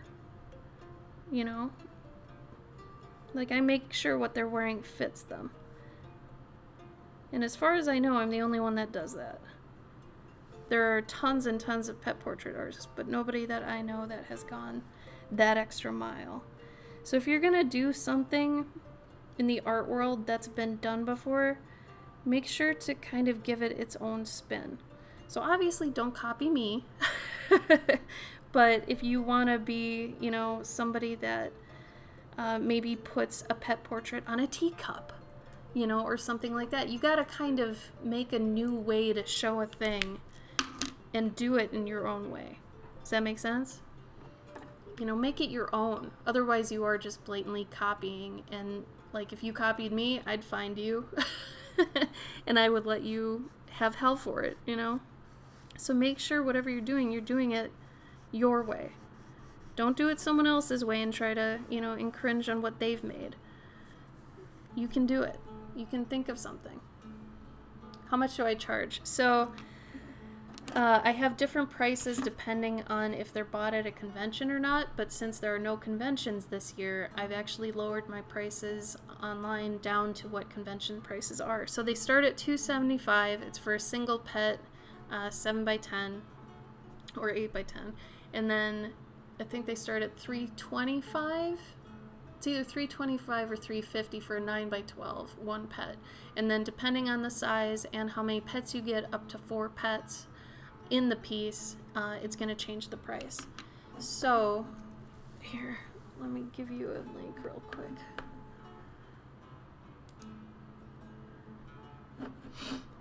And then what I do is, if there are multiple pets in the piece and they interact a certain way, like maybe 2, let's say you've got 4 of them, right? two are super buddies and they protect each other and whatever. Maybe you've got two other ones that fight all the time and hate each other. I really try to take their relationships and make them true in the piece as they are in life.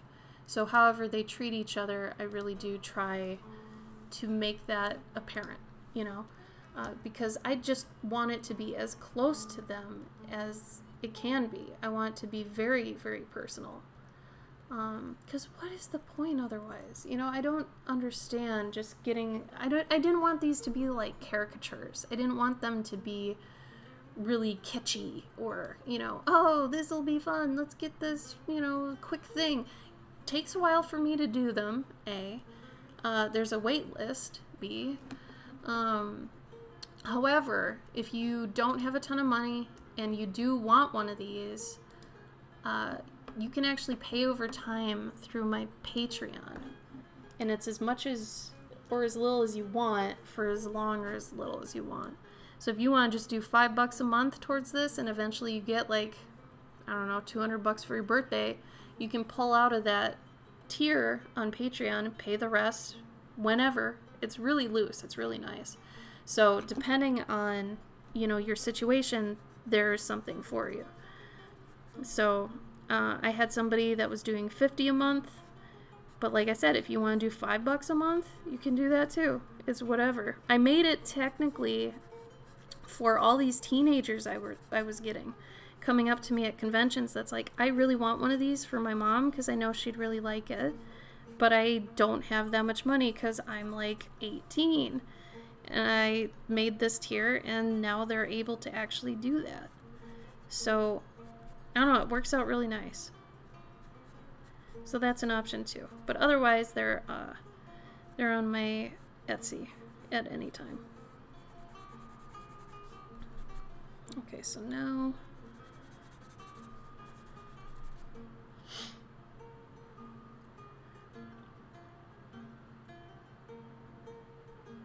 if I looked at the paw, no, it's just a play on palm reading. Verbally. People tend to get a kick out of it. When I do these at conventions, or rather when I'm selling them at conventions, I kind of get in my salesman-y mode. I'm very much an introvert a lot of the time, except when I'm at a convention and I'm kind of, like I said, salesman mode. I do a little, I guess, entertainment sort of thing where I give people live paw readings. So if you came up to me at a convention, you know, I'd ask you a few questions about your pet and I'd be able to assess them on the spot, just based off a couple questions. And like I said, it seems to make people really happy. They get a little kick out of it. It's kind of a performance thing. And sometimes it helps me sell them, yeah. But for the most part, it gives people a good laugh and it makes them, you know, enjoy their pet even more. So, I don't know. It's fun for me because I've always wanted to do things with animals, for animals, all that kind of stuff. So it really works into what I'm into anyway. Hey, Snutmeg.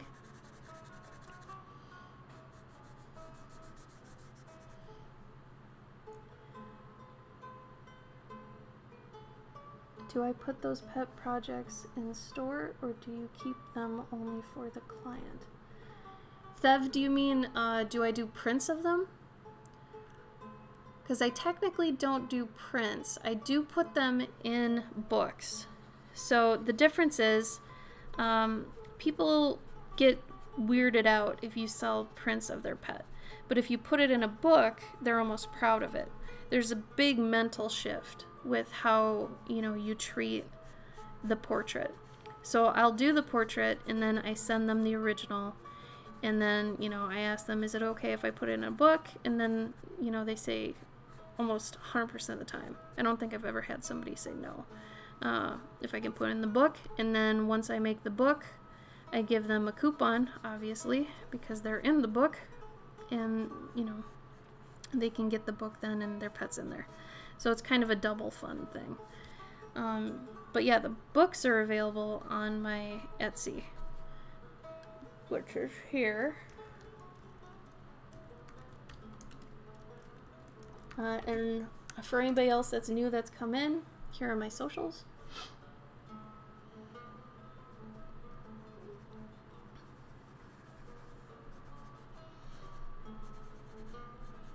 Yeah, I technically try to tell people that don't understand why I don't sell prints of it. I say, okay, it's the difference between me selling like a portrait of your baby versus having your baby in a book. Like, think about it that way. Because sometimes people can't, I don't know why, see the difference between like a baby, like a human baby, and a pet. So if I tell them that, they're like, oh yeah, that is weird. Yeah, don't sell single, you know, prints of a portrait. It's like, yeah, see, it's weird now. But like in a book, it's almost special, you know.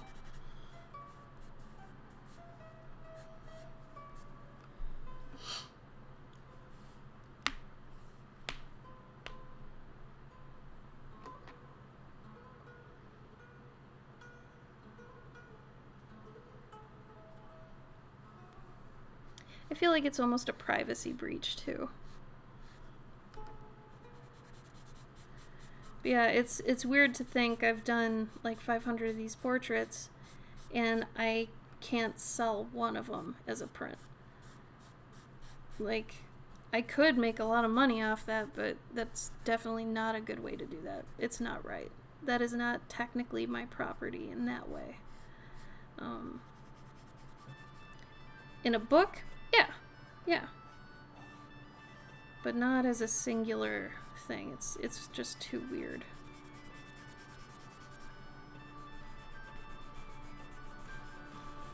Now I'm using a pastel to kind of do this a lot softer.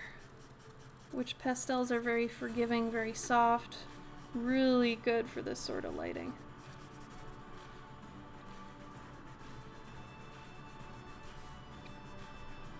And this is how I do my mixed media. Typically most of my stuff is marker plus colored pencil plus pastel. And a bunch of jelly rolls and stuff like that.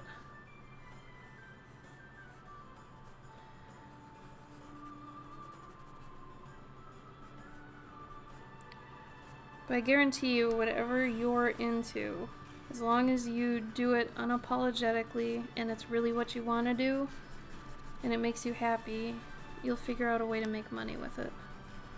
And you'll still be happy.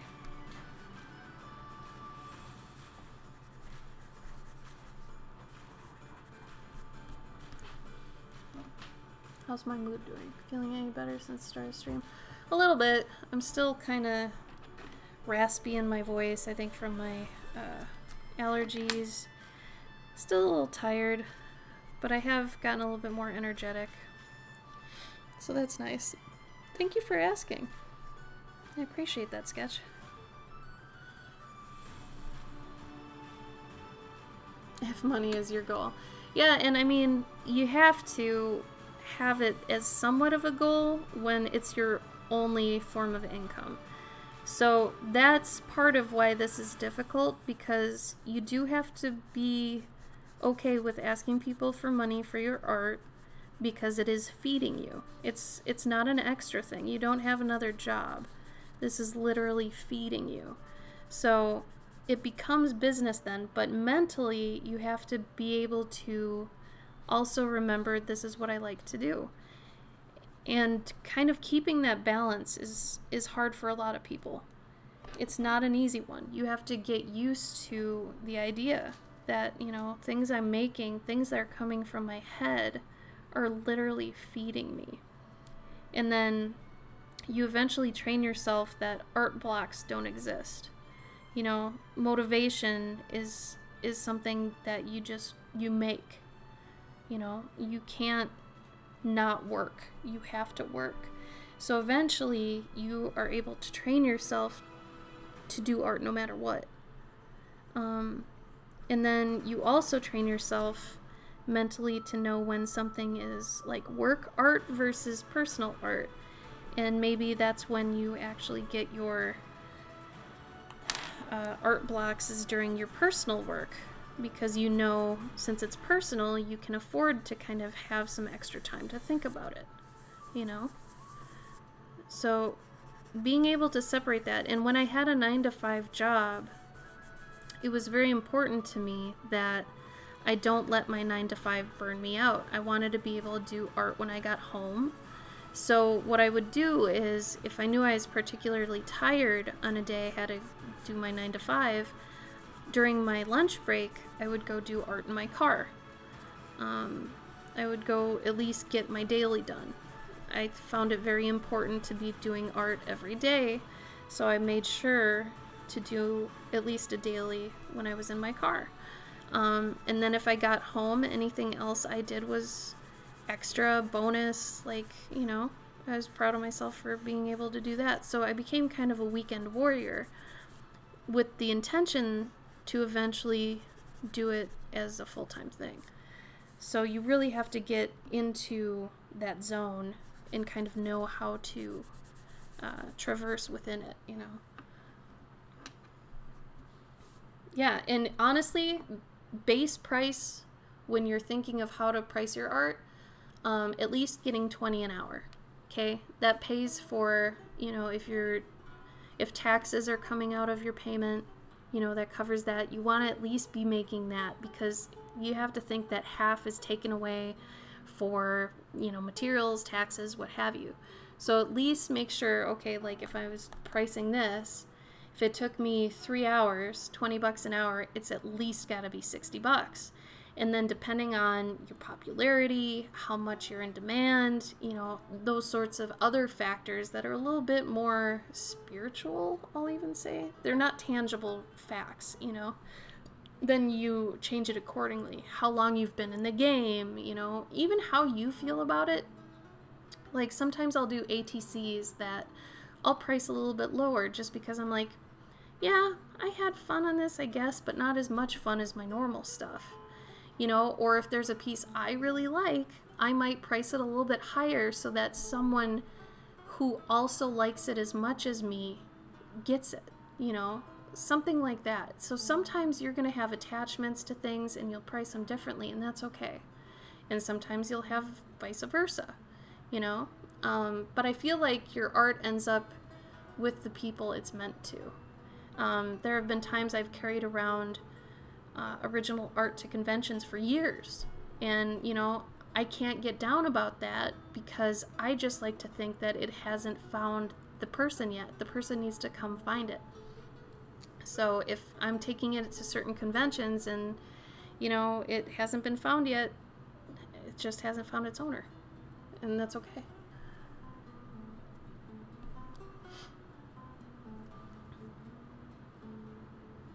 Oh, thanks, Cavendish.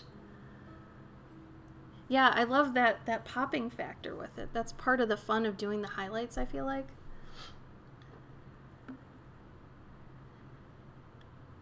See, and Chappie, I feel like that should be part of your factoring of things, but like if your piece is, you know, 2 by 2 feet, let's say, but you spent like 400 hours on it for whatever reason, I think that's insane. But if for whatever reason you did, but you were only charging for how big it is, that's not going to get you enough money for what it's worth. You know, so you have to not only factor in how big something is, but how much time it took, how much thought it took, a lot of different factors. What kind of medium, you know, if you're using the highest end oil paints, make sure to factor that in. I'm going to be right back. I have to go to the bathroom. Be right back.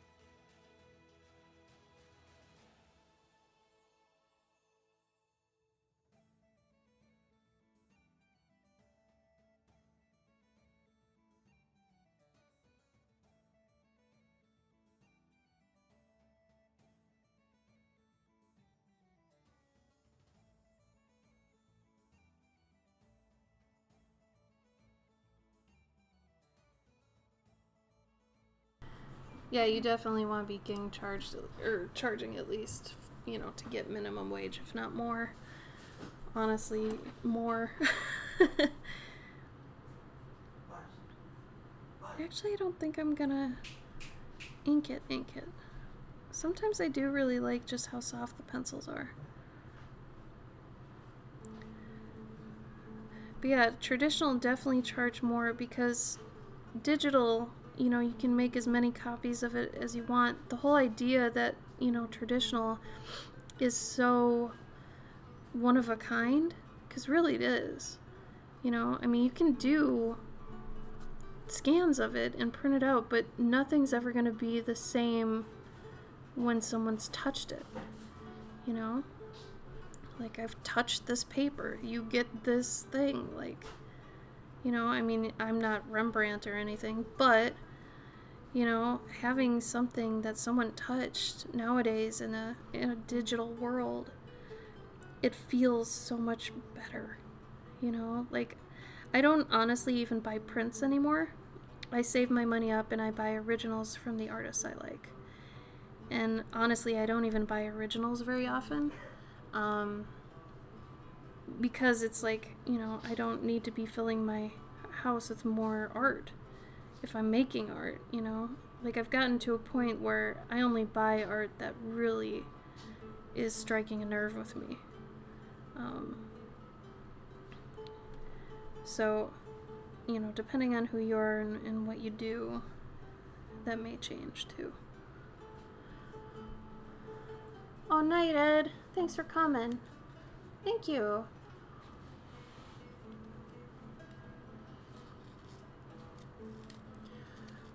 Well, I mean, beading projects, crocheting, knitting, all that sort of stuff, I feel like maybe the time isn't the same.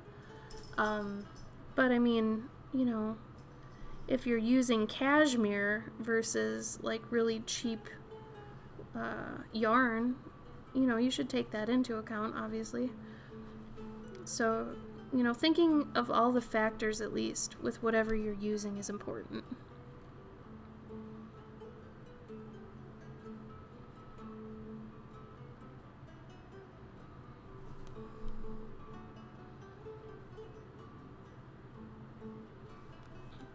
Butters, you want to come back up?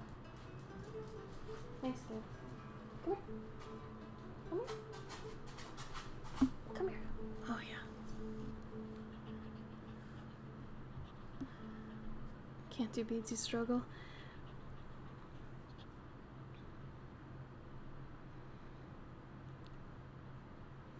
Well, other than art, I enjoy making jewelry. And there's, when I actually had free time before I went independent, in my free time I'd make jewelry. And now that's actually helping me because I make, you know, keychains and enamel pins and all that kind of stuff based on my art.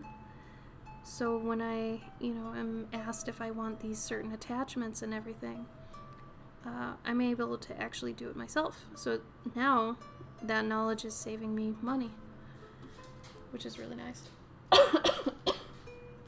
Can you lay down? I can't draw if you're gonna be here.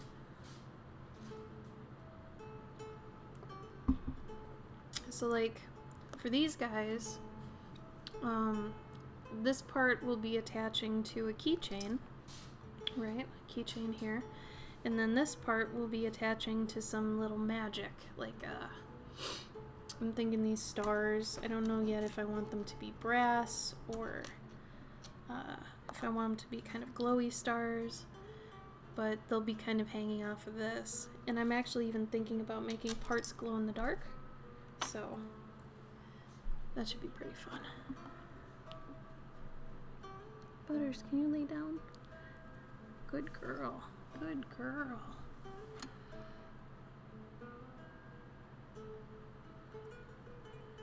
But yeah, if anybody has any questions on art, feel free to ask.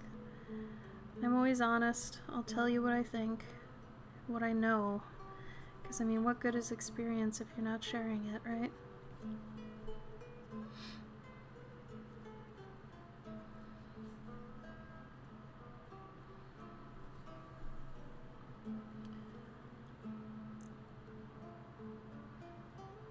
Do it up, Sketch. Hit it hard. Get him done.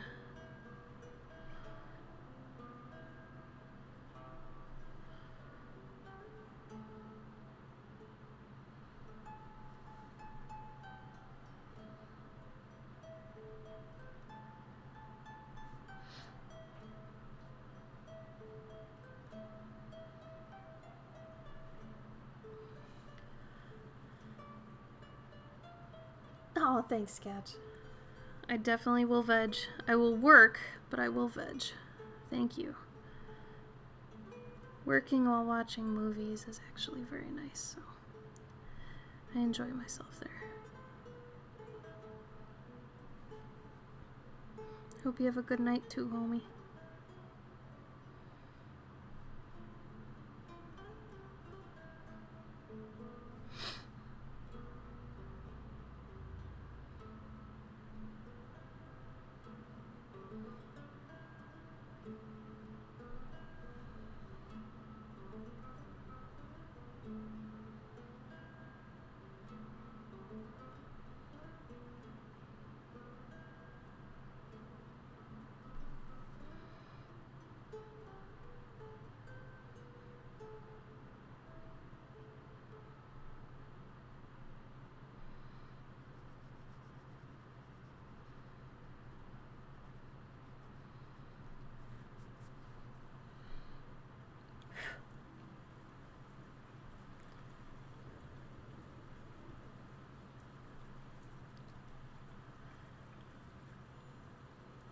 Oh, night, Lana. Thanks for coming.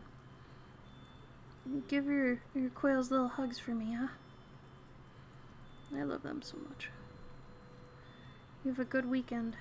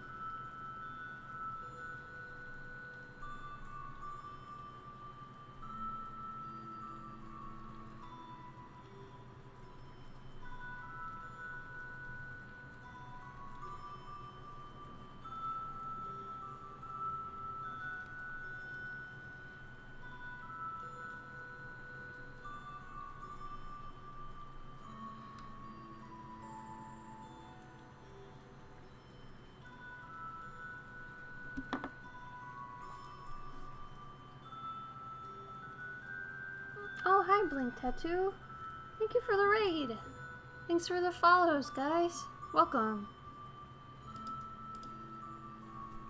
Hi, Pink Stank. Angelina, hi. Casterie, hi. How was your stream, Blink? Hi, Bones. The song is Night Mist by Adrian von Ziegler. Thank you for the follow, Blink.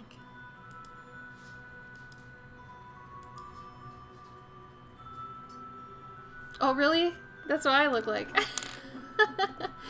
Actually, if you look at one of my my stream from last week, like my whole character is an elf. So if you actually go on my website and stuff, on each stream I'm wearing elf ears, and I'm an elf, man. Here, I'll show you. There.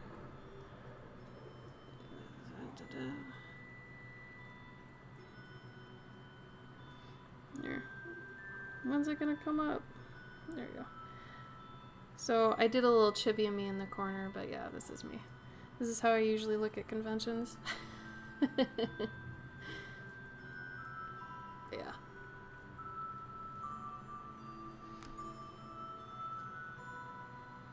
Do you stream?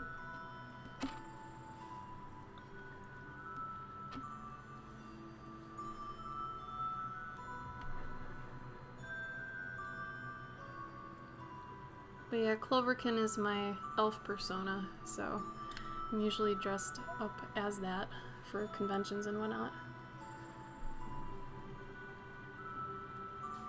Yeah, Blank, how was your stream? It was awesome, super chill vibes.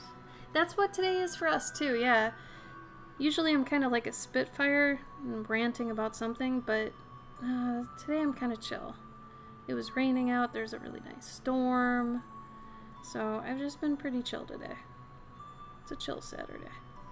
Sometimes I think we need the chill streams to kind of balance out with the crazy ones, you know? So, it's been nice. We've just been talking a lot of art job stuff. I've been helping with some like freelance advice, things like that. How to price commissions and everything. So, it's been good though. It's been really productive. Nice and chill. I'm glad yours was good though. I'm guessing you probably gotta eat.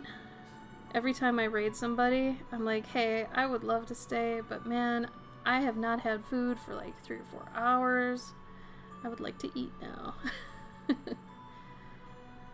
When I used to stream longer and more days of the week, I'd usually have a snack with me, but I don't stream that long anymore. They kind of took away the, I guess, incentive when partner became too hard to hit, especially for artists. Ugh. Stepped in. Like my nap. Oh my god, 107. Get out of here. Elves do need snacks, man. It's true. Usually I got an apple or some carrot sticks or some jazz by me, but not right now. But yeah, I've been streaming on Twitch probably since 2016. Somewhere in there. I mean, you can tell it's a chill stream day if my cam's not on. I'm just like, man, I got too much to do. I can't do the whole, you know, get up right now. I don't want to put on any makeup or anything like that. So, you know.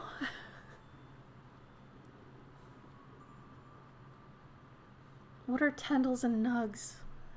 I only know nugs as a pot term. Yeah, well, and chicken nuggets, I suppose. I'm guessing you're overseas. Are you over like in Europe? Europa? Asking the important questions. Yesterday we put liquid paper on a bee. Chicken strips, nugs, or nuggets? Elves. I'd say nuggets, but either way it's fake chicken for me, so.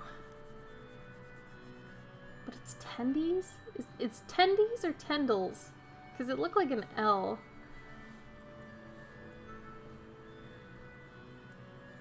Oh, you stream as work? Nice. Do you art stream, game stream? What do you do? I used to do this more as a job, but since like donations and bits in the past, I'd say year and a half have absolutely just plummeted. Like I feel like people don't even know bits really exist anymore. It's just like Twitch has not become a lucrative source of income for us anymore. Like we used to stream like 6 days a week and now it's not even worth it. So we don't really get to anymore. It's just not worth it.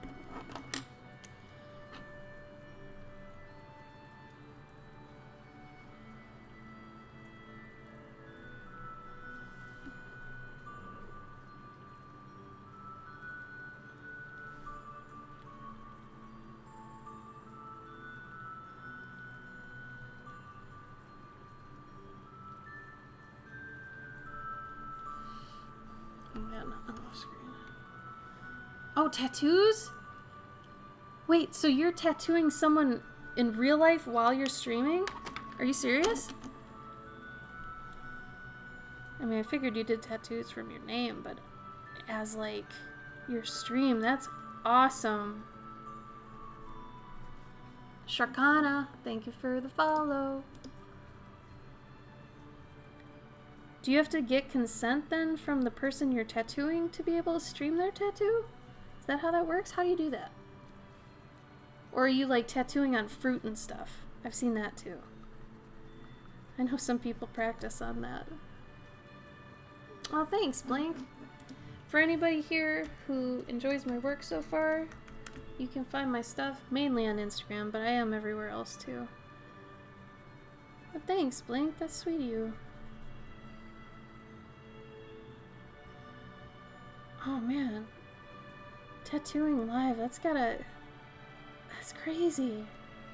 What a cool idea though, good for you. I bet a lot of people really enjoy watching that. I guess that puts a little bit of pressure on the person tattooing to not be an a-hole, huh? It's probably a pretty nice, I guess, side effect. That they don't have to, you know, they're like, oh man, I'm being recorded so I can't say or be a jerk.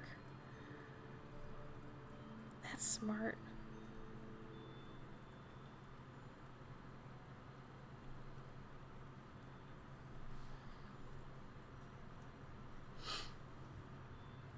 Verbal and written, every client's smart.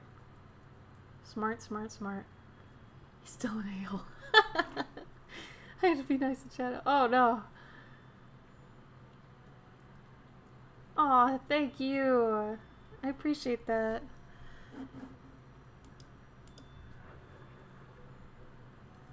I need a map. Are you talking about in our Discord, Dev?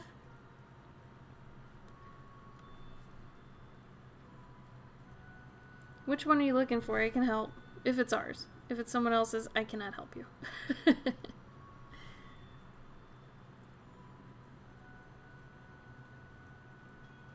Pog oil. What is pog oil? I think pog means something else where you guys are than over here.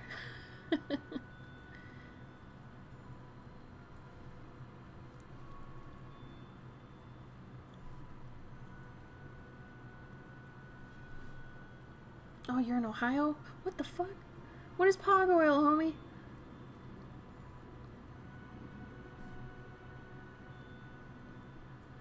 Oh man, Ohio.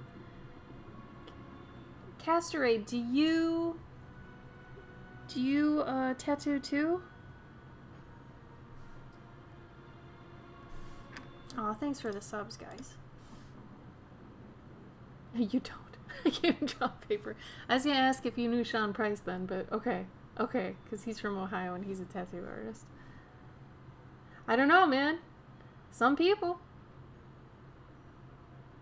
Swipe his own asshole. Well, I'm glad for that. At least you guys know your limits. That's important. Know what you're good at.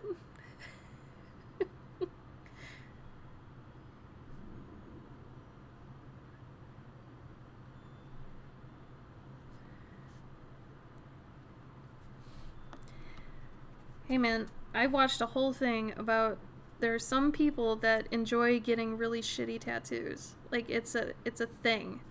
Like they enjoy it, they're proud of it. Their body is full of BS. Like I don't know, it's a thing. So, you know, if you want to start doing tattoos and you suck at drawing, man, there is a whole audience for that. At least that's what I've learned. So I used to be his roommate. I was just wondering if you were a tattoo artist in Ohio because he's from Ohio.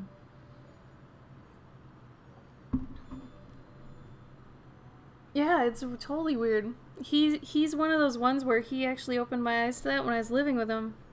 He showed me his tattoos and how some of them were just for the fuck of it. Like he had just some stupid tattoos, and you know, it really said a lot about his personality that, you know, he doesn't take things too seriously, and I thought that was kind of neat.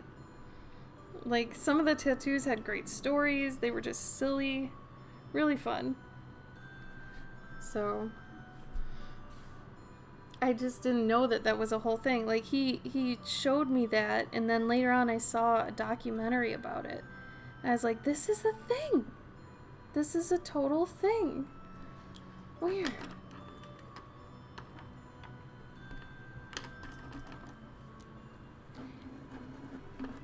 Yeah, my buddy Sean. he actually, the way I met him was kind of funny.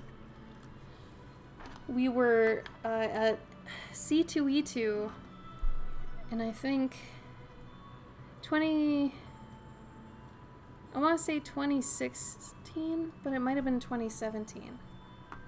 No, it had to be 2016. I think we were at C2E2 2016. I was tabling with Von Art. We were sharing a table, and Sean came up to my table and he was talking to me about my mouse drawings, and he wanted to show me his sketchbook, and I ended up buying like 2 pieces off him like immediately.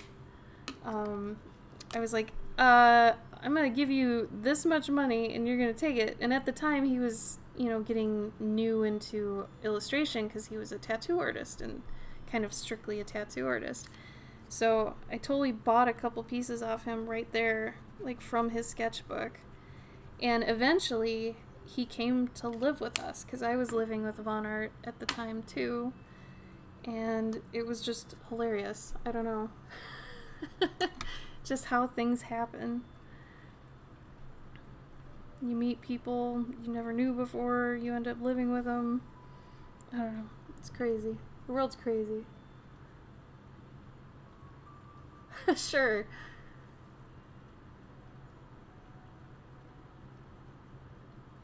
No, he's a good guy. He deserves it. He's been working really hard on his stuff for a while. For a long time.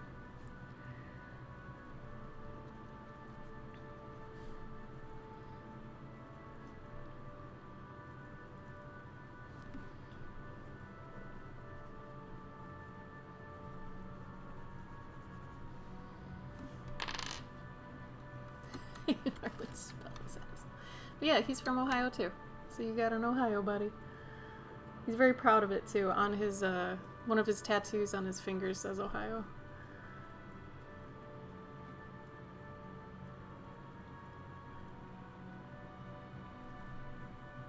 The Ohio on the fingers thing, that's a meme? No one is proud of Ohio. That's funny. I mean, my mom was actually from Ohio. I'm from Minnesota, but my mom was originally from Ohio. And yeah, she never talked about it, so maybe that's true. No one's actually about Ohio. Except Sean. I think Sean was actually legitimately proud of Ohio. You'd have to ask him, but every time he talked about it, he was super fond of it. I don't know. I actually know 2 other people that live there too, and they're in the art game there. And apparently it's not so bad. Do you really? Oh man. Minnesota has a lot of people that like tattoos. Funny enough.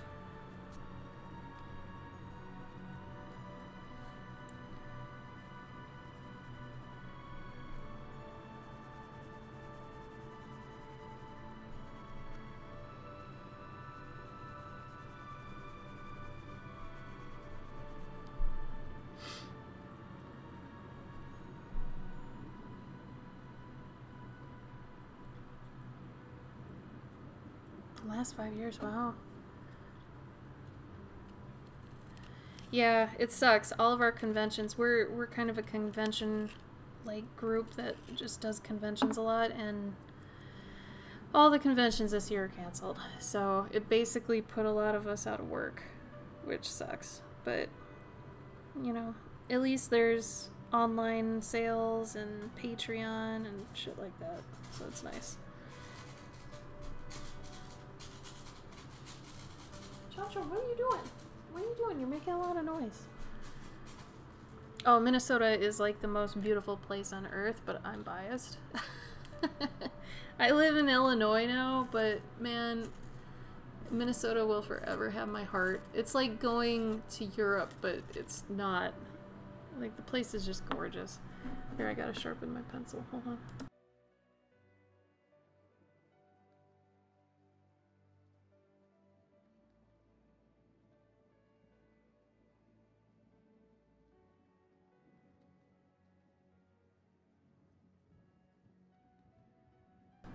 Blink, you're in Illinois? Or a different playing field?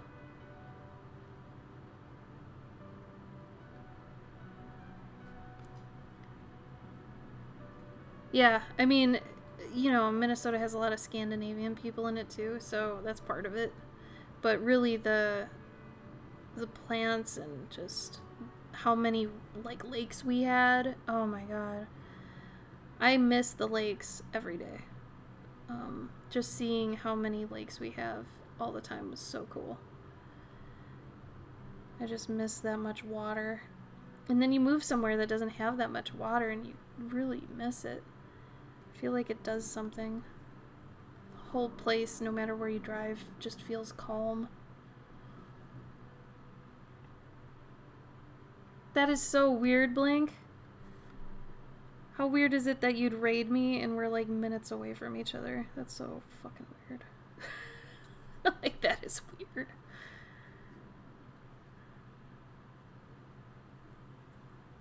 I don't know. Twitch is a strange place. I actually, my partner is a professional comic artist, and he's basically a Chicago native. So we came back here because to kind of be with his family and everything. But he knows the Chicago art scene a lot better than me. So it's nice to actually have someone that's knowledgeable at that, because it's such a big art scene, you know. Hi, Sterling. Bobby? Who's Bobby? Who's Bobby? Bobby is yours.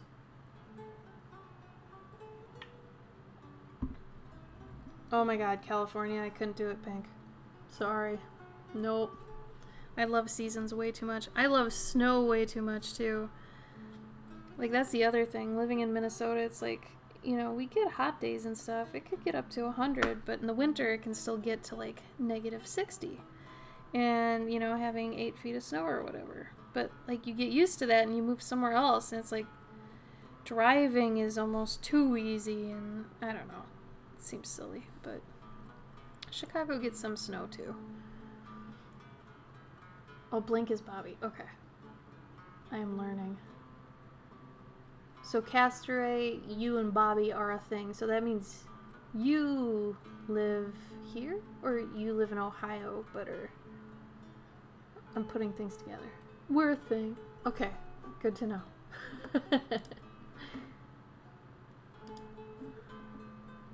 Long distance. Oh no.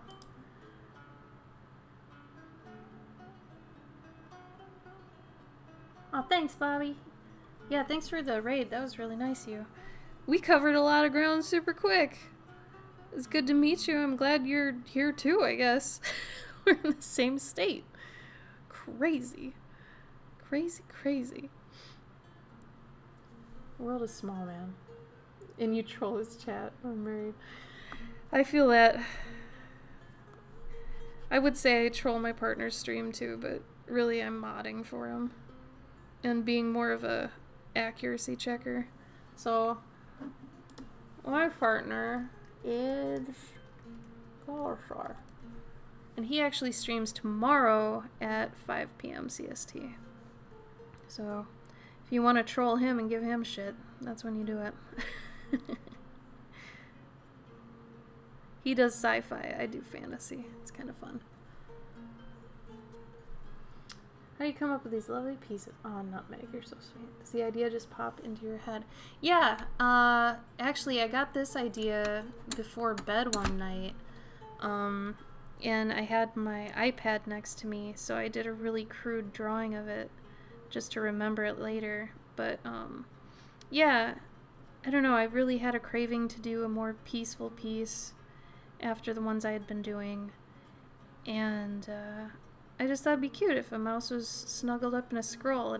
I don't know. If I were a mouse, man, I would totally be doing this. Because it's got to be kind of comfy, you know?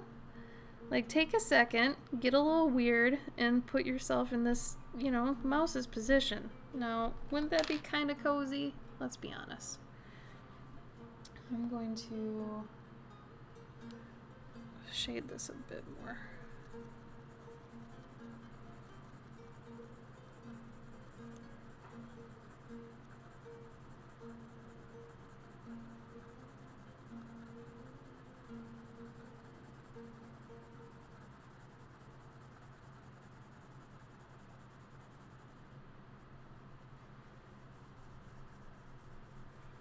Smudge, smudge, smudge, smudge. So I draw people's pets with armor. I do, but that's just kind of my jumping off point, my selling title that kind of grips people. I technically translate people's pets' personalities into D&D and RPG classes that suit them. So this recent one I was working on, I can show you real quick. This one, the one on the right ended up being a bard for a bunch of reasons, and then the one on the left here ended up being kind of a prissy prince instead of like a battle-ready prince or anything like that. This is basically done. I'd say maybe I have a couple more minutes on it, a couple more things to do. But I like to work in what their favorite season is. I work in their toys, treats, how they are, their relationship. Like this one's always annoyed by that one. And I make sure to kind of work that in. So it's not just throwing them in armor. That's kind of what draws people in. But then when I give them the actual pitch, I'm like, yeah, I learn about your pet. I give you kind of a questionnaire. You fill it out. You gush about them. And then I translate all that information into a composition I think would suit them and be super intimate and, you know, all about them. Because I don't know, I feel really weird about just sticking someone's pet in potentially a costume or outfit that doesn't fit what their personality is. Like, it's an absolute hang-up for me. I know that's super silly, but I don't know. I think because of that, it makes it so I do, you know, a more thorough job because I want to. And, you know, I make sure that it's very them and very you. So, I've been doing it probably for 4 years now. I've done over 500 portraits. So it's been really fun. I usually sell them at conventions. I do live paw readings, I call it, where if I meet somebody at a convention and they're interested, I kind of give them a preview of what their pet would be based on a few questions I ask them. And I do it live, so it's kind of a fun little performance art thing almost. Or just entertainment. A little bit of entertainment while you're at the con. But yeah, it's really fun. It's been something I've been doing for a while. I have a bunch of other stuff that's kind of my personal endeavors, you know. I have stories I've written that I have to still illustrate. I've got one in my shop that's done. Got a few books I've published. But I have to actually, you know, technically pay myself the time to take away from other projects to work on my own. So with freelance, that's kind of the hard part, is you have to literally find a way to pay yourself for the time that you're taking, otherwise you're going to starve to death. But he's not even a dog.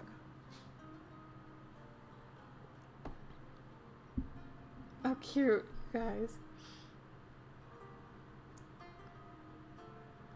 Thanks, all. No, I typically don't. I don't do fan art, and I don't do porn. Cat jam. Oh no.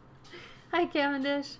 I do furry art for people, though, as long as it's tasteful, you know. I get thrown in with the furry crowd a lot, which is fine. I don't consider myself part of that because I don't do the toon style. But if somebody is, you know, wanting their original character commissioned, I can do that. That is something I really respect about the furry community, is they are all about original characters, and I love that endlessly. Endlessly love that. Absolutely, Cavendish, you understand, for sure. You know, learning about it just makes it so much deeper and better, you know? I don't know, I feel like you can really tell when someone's just kind of thrown, you know, a pet into an outfit versus one they actually own, you know, when they are. Especially if you obviously know the pet, you know. But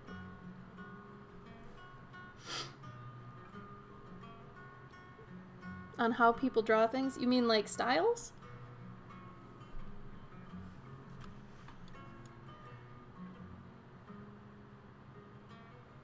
Exactly. Yeah, it's very much that sort of thing. You get it, Cavendish. You understand. It's just the little bit of trying to understand something more will always put that art that much more special in that person's mind, you know? And I think that's important, because why else get art done? Unless it's gonna be, you know, somewhat intimate and personal. I mean, unless you're just fucking around and everybody knows it. That's different. Like the tattoos. Like the stupid tattoos. Which I just get a kick out of those.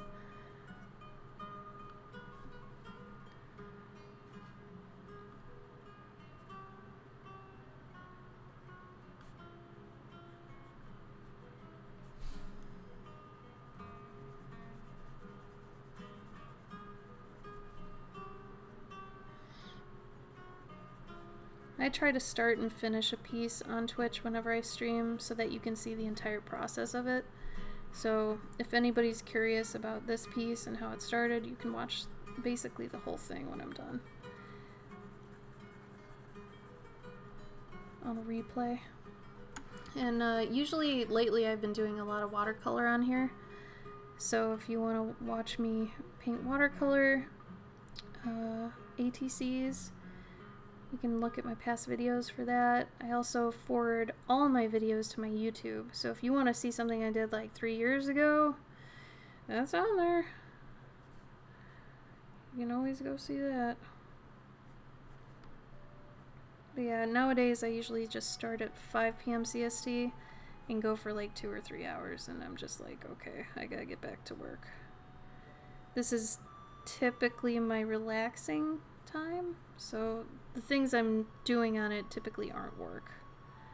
Like, there are things I'm doing to, you know, relax on my own, do some personal stuff to sell. Like, I'll sell this one on my website. I typically sell a lot of the stuff I do on stream on my website. So, if anybody's interested in any of that, check out my site.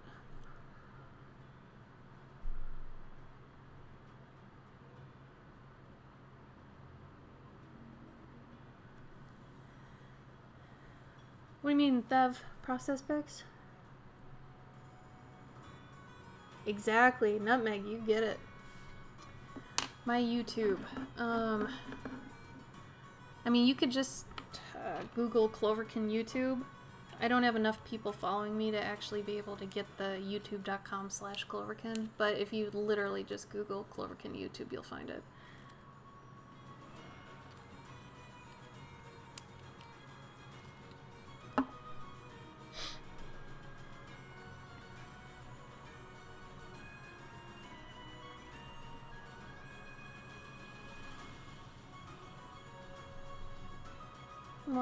I know, I wish I had more, but I don't know.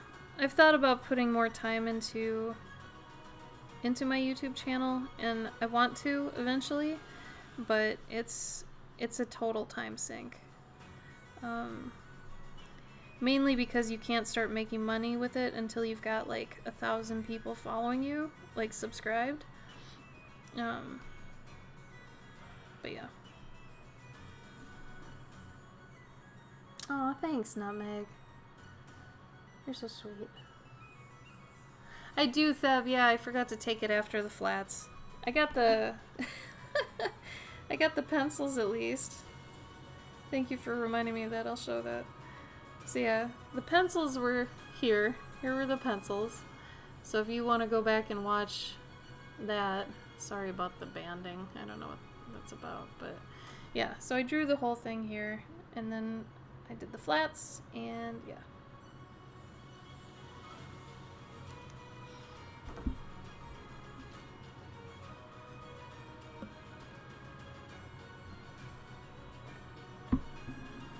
Aw, thanks, Nutmeg. Yeah, I really try to, and as I was saying earlier, the only reason that some people are more popular than others is they either draw something that's already kind of mainstream popular, or you know, they go viral, or they draw the same thing over and over. And that's probably where I won't ever get a big following, is two of those. I don't like drawing the same thing over and over and over again. I like variety. I like to kind of follow what cravings I have to draw things.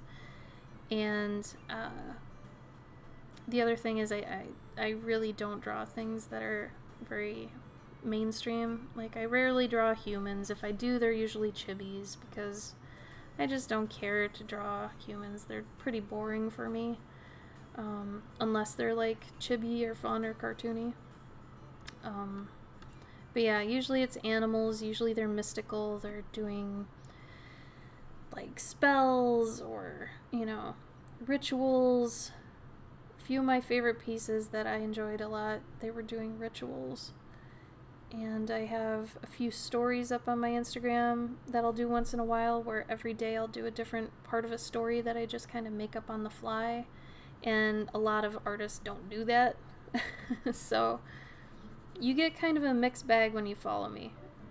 Which, I mean, if you're into that, cool. Then we understand each other. But there are some people that don't like that sort of unpredictability. They want to, you know, be able to depend on this artist to always give them humans or, you know, something. And, you know, if you're into that, maybe I'm not, you know, what you'd like, and that's fine.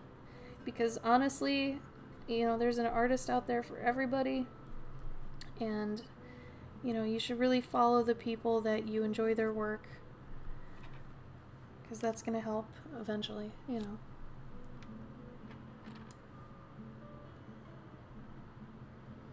Yeah, and if you're doing fan art on top of doing the same thing all the time, you're probably getting a lot of followers, but they're kind of empty. Because, like, if you stop doing the fan art, you know, they're gonna probably leave. So, that's not me. You're not gonna honestly ever find me doing fan art on my Instagram or just anywhere. I find it a waste of time. I have too many original characters and stories that I'd rather put time into. So, if that's what you're looking for, sorry, not gonna get it from me. And I mean, I've gone to too many conventions to see a lot of artists, in my opinion, wasting potential on that sort of thing. Like, you should be working on your world and your story, because, you know, those things already exist. Where's your world? Show us your world, you know? So, I'm just afraid in 20 years what we're gonna have if everybody's doing fan art, you know. What are we gonna have? I don't want to see Batman anymore. I'm tired of it. I'm tired of all that crap. I want new stuff.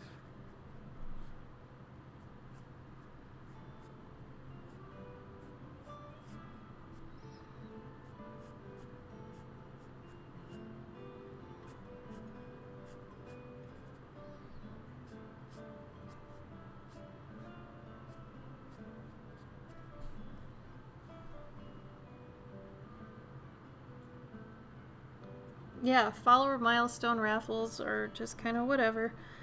Like, I'll do them once in a while, but just so I can do a giveaway, you know, or have a good reason to do one, but I'm not actually caring too much. Because, I mean, if you look at my Instagram, I've been on there since 2012, and I'm going to say, yes, I only have 7,000 followers, but if you look at the people, you know, who have way more than me, some of them have only been on Instagram for maybe a year, you know? So, I mean, I've been grinding, but not necessarily seeing anything from it, but I can't let it go to my head, you know? Because the minute I let that go to my head, I've kind of already lost. Because as long as I'm drawing what I want, the people that are into what I'm into will find me, you know? They'll find me, they'll follow me, and I'll know that these people are at least long-term followers, you know, because they enjoy what I make, and this is a true representation of what I like to do. So, you know, I can sleep at night, that sort of thing. What do you think the greatest from the last century would think about the current art scene? Century. So, like, You mean artists?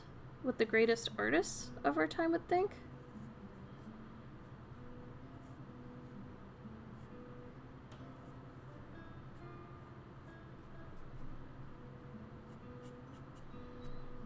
I think they'd be really confused, and I think they'd be really sad.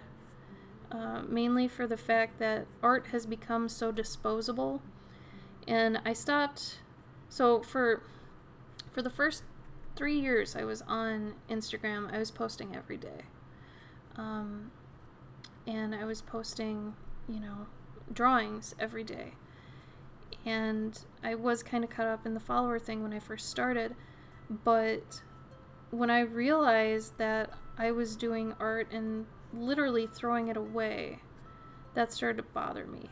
However, I don't fully regret it, because I really believe that in the beginning, when you're starting to figure out your style, what you like to draw, when you're starting to actually experiment with art and figure out what kind of an artist you are, I think it is more important to have quantity over quality.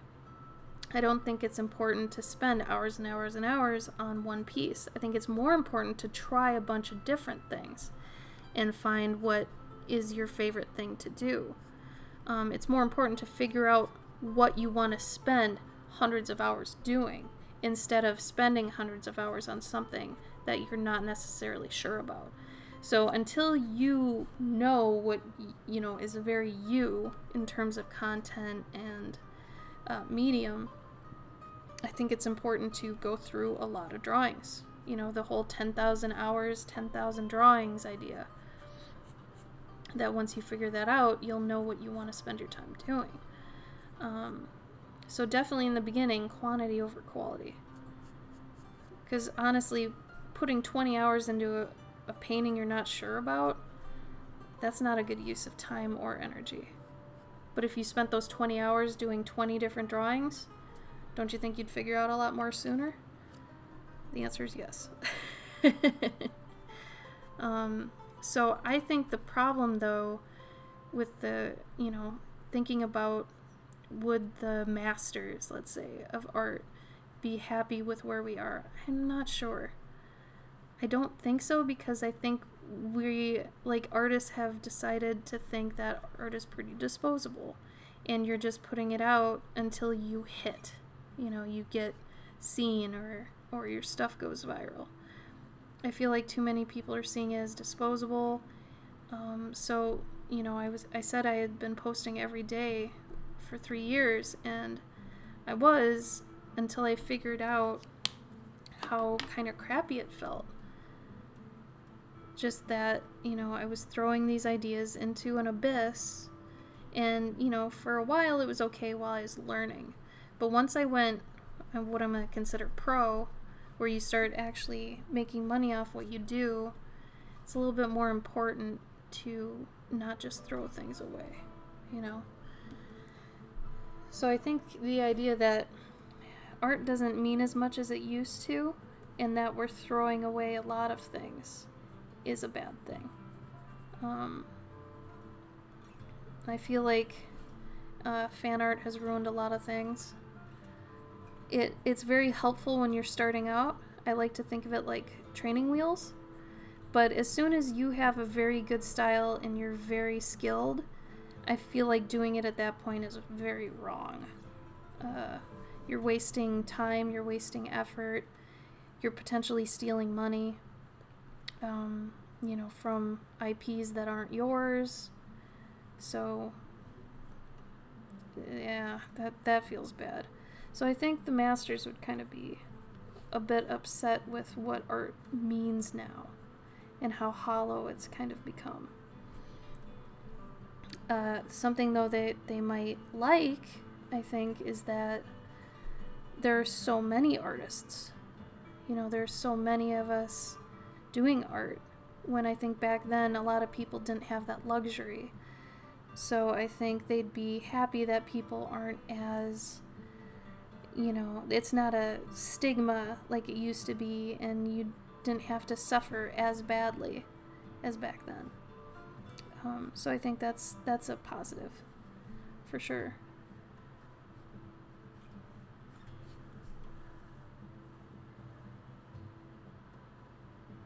hopes a bunch of people follow you because they're hoping to win free stuff.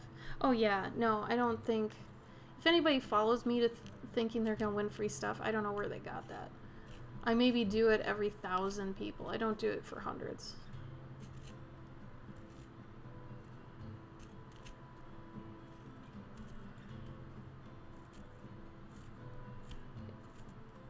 Yeah, I mean, you really shouldn't, like, put your money into fake anything, right? So the whole followers thing is just, it's messed up. You really shouldn't put anything into that. Especially since it's robots, you guys. It's algorithms. You know, half the time it's not even real people. Like...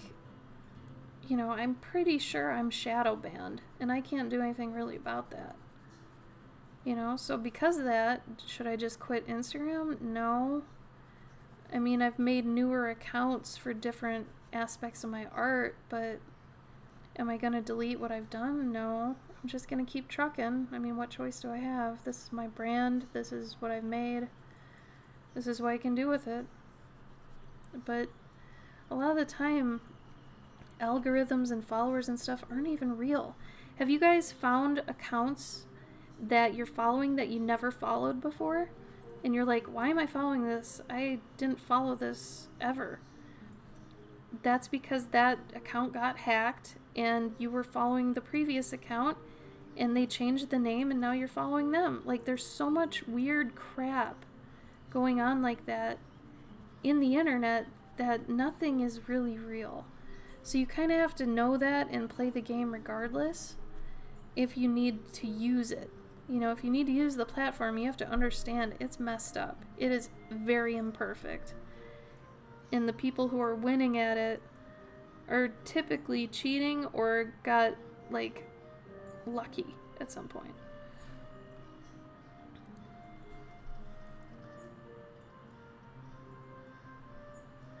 Yeah. I'd like to think so, Nutmeg. I really appreciate your enthusiasm for it and that you believe in me. I appreciate that. And I mean, yeah, perseverance is a lot of it. It sucks that you technically in this day and age do not get rewarded for hard work and perseverance. Like, you don't. Like, there's no promise of that. I think back in the day, there was. You know, you could basically say, well, if I do this much work, you know, I'll be able to get this much back. No, you don't have that now. You know, in this day and age, there's that. There's things go viral, things get popular, people hit. There are, you know, things that are more calculated now than ever before. So if you're just a small-time guy and you're just doing your thing, like me, if you hit, cool. If you don't, you knew you'd be in this for the long run anyway. What I've found is the people who aren't popular are the level-headed ones, the honest ones, and the ones who actually stick it out and mean to do something with it. So I typically follow people that I can see that from their accounts. I don't follow an account just because it's got 1 million followers. I think it's important nowadays to be very cognizant of who you choose to follow. You know, it's important you think of the why. Why am I following this person? Is it just because I came to their account and I saw they have 1 million followers? Or am I doing it because I looked through their account and I can kind of see what they're about? And if that's the case, yeah, then follow them for the right reasons. Don't just follow them for the hell of it. I think nowadays that's kind of the most we can do, is at least, you know, vote with our follows and our likes and stuff, because the thing that the internet is missing is being genuine. So if we're the last thing doing that, I think that matters.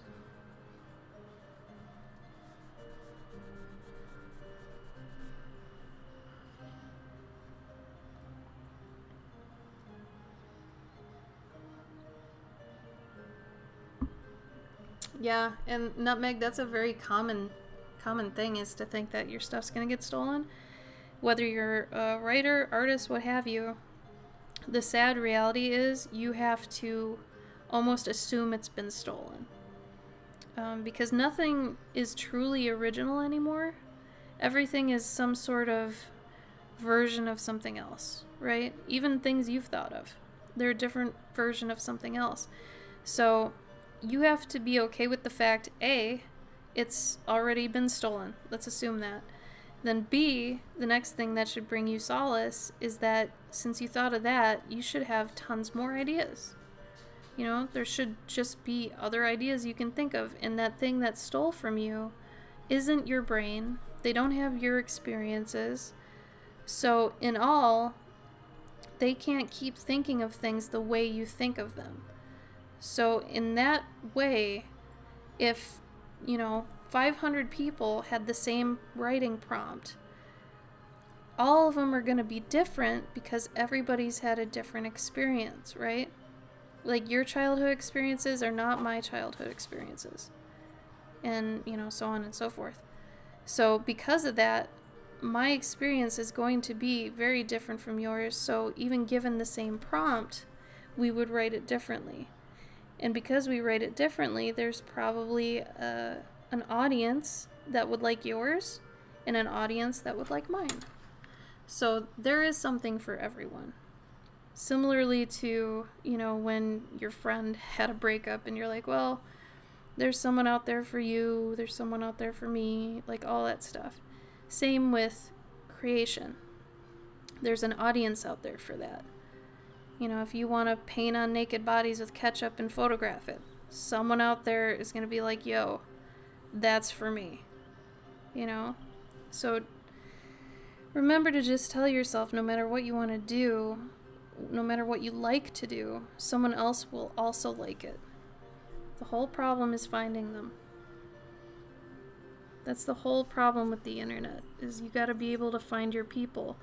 And that's why it kind of sucks that you have to pay for ads to be able to have more people see your stuff.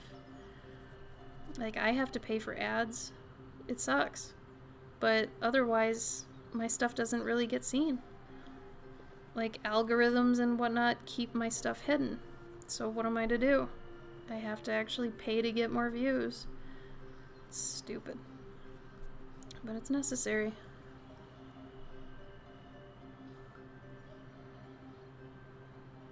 Oh, that sucks, Nutmeg. Don't use that app. They're probably stealing. Yeah, Cavendish, that's smart. Make a really small group that's just kind of your world. That's really all you need.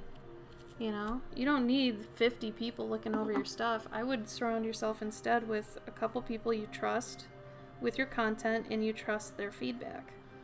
I think that's way more important than just a bunch of eyes,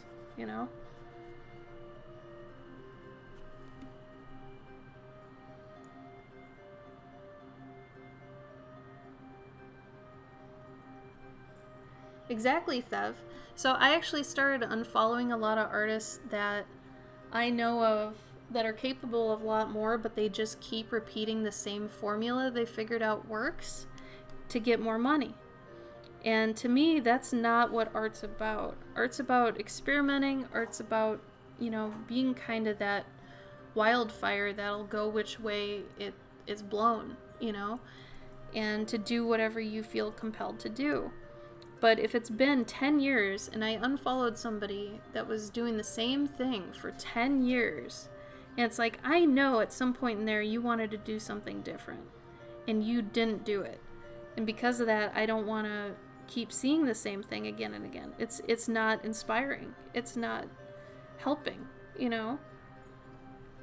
But that's when I consider an artist going from doing it for the art to doing it for the business. And some, that's what they do. That's what they end up doing. And I mean, that's their prerogative at that point. But that doesn't mean I have to like it. And as somebody who votes with their follows and their likes, I will, unfollow somebody to kind of make a point. I won't tell them or anything like that, but, if I'm ever asked, it's like, well, this is why. You know, you choose what you want to put in your brain by what you follow and what you ingest. Whether it be visually or, you know, otherwise. It's up to you. Oh, I absolutely do, Nutmeg, yeah. I think a lot of them, especially if they got a bunch of followers off a certain piece or, you know, something that they did, I think they're afraid then to do anything different. They think, oh my god, this is what everybody likes. This is the thing. This is what I have to do to be successful. And they'll just do that until they die. Because they're just too scared to do anything else. And to me, that is taking away the whole idea of being an artist. Being an artist, you take risks. You do new things. You know, you want to change over time. I feel like a true artist will change over time. I mean, think of musicians. Think of musicians that you liked maybe one or two of their albums and then they changed and then you're like, yeah, that's not for me anymore. And that's okay. I feel like as an artist, they're doing the right thing. They're changing with either the times or with, you know, whatever they want to do. And I think that's healthy. I don't think it's healthy that, you know, a band sound the same for like 20 years. I actually just had this conversation with my partner the other day, and we were talking about how Blink-182 sounds exactly the same as in the 90s. And it's like, you know, that's like 20 years ago. That's over 20 years ago. You know? That's a long time to stay the same, and it's, you know, it's kind of worrisome. You'd hope they change or evolve in some way. Maybe they sound a little similar, but if it's exactly the same, I almost think you're doing something wrong, you know? But again, these are all my feelings about it. And people are going to have different feelings, and that's fine. Some people don't like change. Like, you think about Ron Swanson on Parks and Rec. He probably would like a band that doesn't change after 20 years. And some people, that's what they like. And that's okay.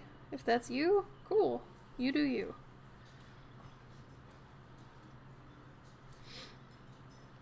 We don't have to agree.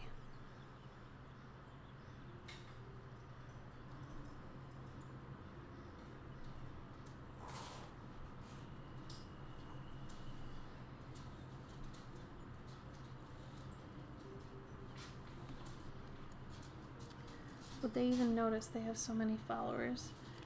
I would hope so. So I think somebody that is treating the follower train in a healthy way would not even look at it a lot of the time and would just still keep doing what they want to do. And hopefully, you know, if they're like, I've been drawing people for 2 years straight, maybe I want to just start drawing animals or something. Like, I would hope they just follow that if that's what they want to do, you know? Witchy T and Valkyrie, thank you guys for the follow. You know, that's what I'd hope. Because I think that's healthy as a creative. You know, that's what you kind of strive to do, is to just keep looking for ways to grow, ways to change. And I think that's important.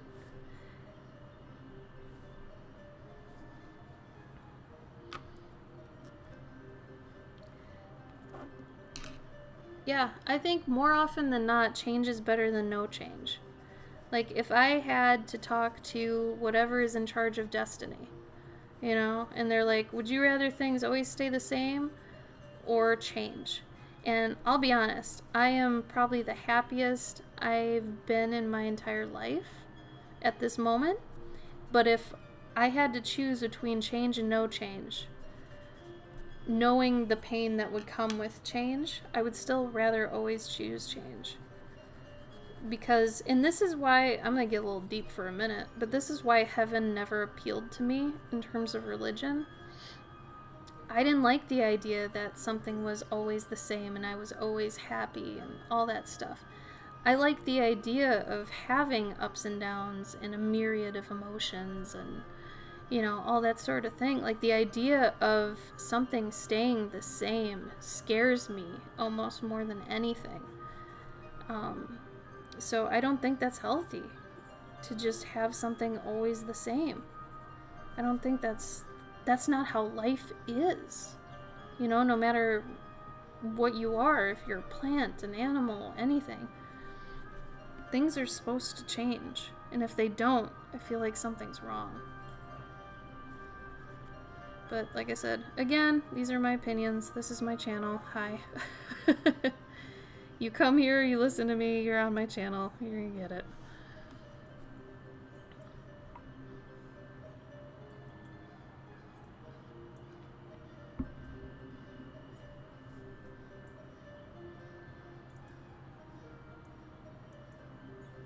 There you go, Nutmeg. You get it. Tragically boring. Cavendish? Yes, that is the best way to put it in my opinion. Tragically boring. You nailed it. Because really, that doesn't sound like something I want to aspire to. I had a job like that. You know? It's like, if you can depend on being happy every day, isn't that almost its own kind of hell? Because there's no change? I don't know. So, like, having a job like that just was horrible. So when I learned that I was at a job that was basically something I could predict daily for years, I had to get out. That sounded like madness. So I had to leave that. Like, I literally knew what I was doing for the next 10 years. I was like, no. Nope. Thank God I wasn't just an intern. But I was like, no. No, no, no. This is not what I want to do.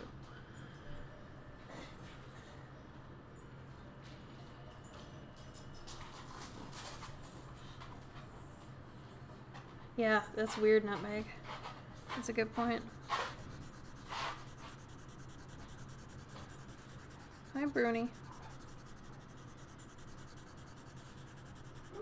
Is it still raining out?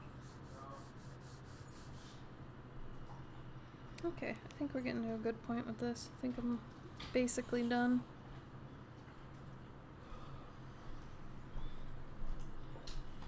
You getting hungry?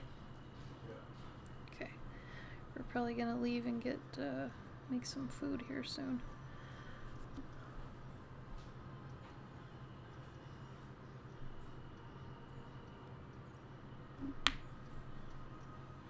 Yeah, no, that's weird. I don't know, I don't know. Like I said, I didn't want to get too deep about it, but it seemed like the right time to. So if anybody wants to see my partner's art or talk to my partner, he will be streaming tomorrow at 5 p.m. CST, and I'll put his link in the chat. Jelphabet, hi, thank you for the follow. Hi Dreamer, it's coming very nice. Your art looks like something out of a storybook. Thank you! Thank you very much, that's what I shoot for. I do write and make a lot of kids books and kids stories and stuff, so I'm glad that comes through. Thank you for that. You can follow him if you want. If his work isn't your sort of style, don't worry about it. You know, you're here, so you might like fantasy. He does sci-fi, but he also does fantasy too. But he's a little bit more gritty. Would you say you're gritty? Mm-hmm. Yeah. So his name's Gabbo. But yeah, go check out his art if you like it. You can see him tomorrow at 5 p.m. CST. Oh, thanks, Cavendish. You know, and I might make this one into a print. I don't know, just see if people like it. If they do, cool. If they don't, cool. I mean, that's just how things go. I had fun making it, so maybe somebody else would enjoy it. I'll probably be selling this original too on my website. So if anybody's interested in any of my originals, you can find those here. And then I also have cheaper original work, if you don't mind it being a little bit smaller. I do a lot of these kind of often too. These are little ATCs that are just little scenes and things. This one I had some glow-in-the-dark stuff to it. So, I mean, you can see how it glows compared to the other one there. But yeah, I think I'll make this one into a print. I just think it's nice and calm, you know.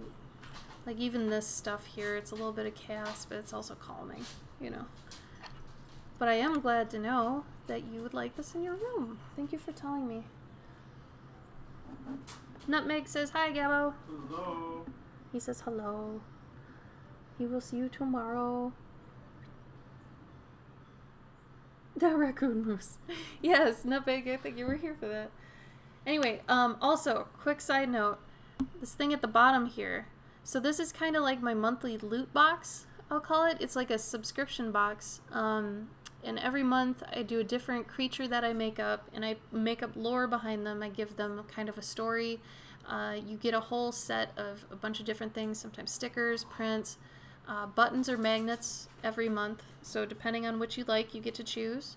And then you get a little like fortune horoscope buff type thing with it too, where it kind of gives you an outlook on something you can use for the month that has to do with this little creature. So this month it's the dust bunny. I named it the lintel because it's made of lint and stuff. But I wanted to make my own lore regarding the dust bunny. So if you're interested in that, it's $8 a month, and you can get that on my Patreon at that link at the bottom. But I also have things that if you are more into digital rewards, I have digital rewards on my $3 tier. You get a lot of work in progress shots, a lot of behind the scenes of my like pet and armor things. I have secret channels on my Discord. You get a calendar coloring page every month, as well as a device wallpaper of something I've done. Next month might actually be this one. So if you like this piece and you'd like it as a phone wallpaper, the $3 tier would be good. I also have pay over time options for a lot of commissions.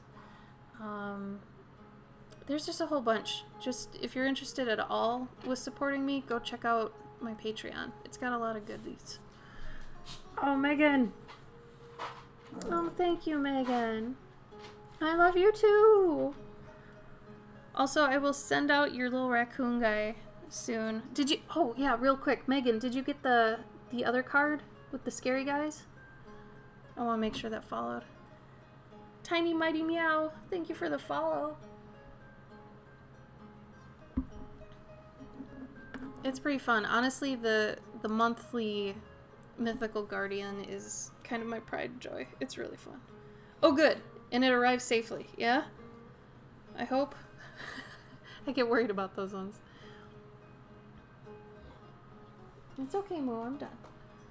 I want to message you and this is fun. Oh, good. Okay. Yay! I'm glad you like it, Megan. I'll try to send out the raccoon next week, okay? For everybody else, I will see you in a week, but you might hear me on Gabe's stream tomorrow because I'm his mod. So if you're interested in watching him stream tomorrow, 5 p.m. CST, hopefully he changed all his graphics. Hopefully. But if I don't see you, have a good weekend, have a good week, and be safe.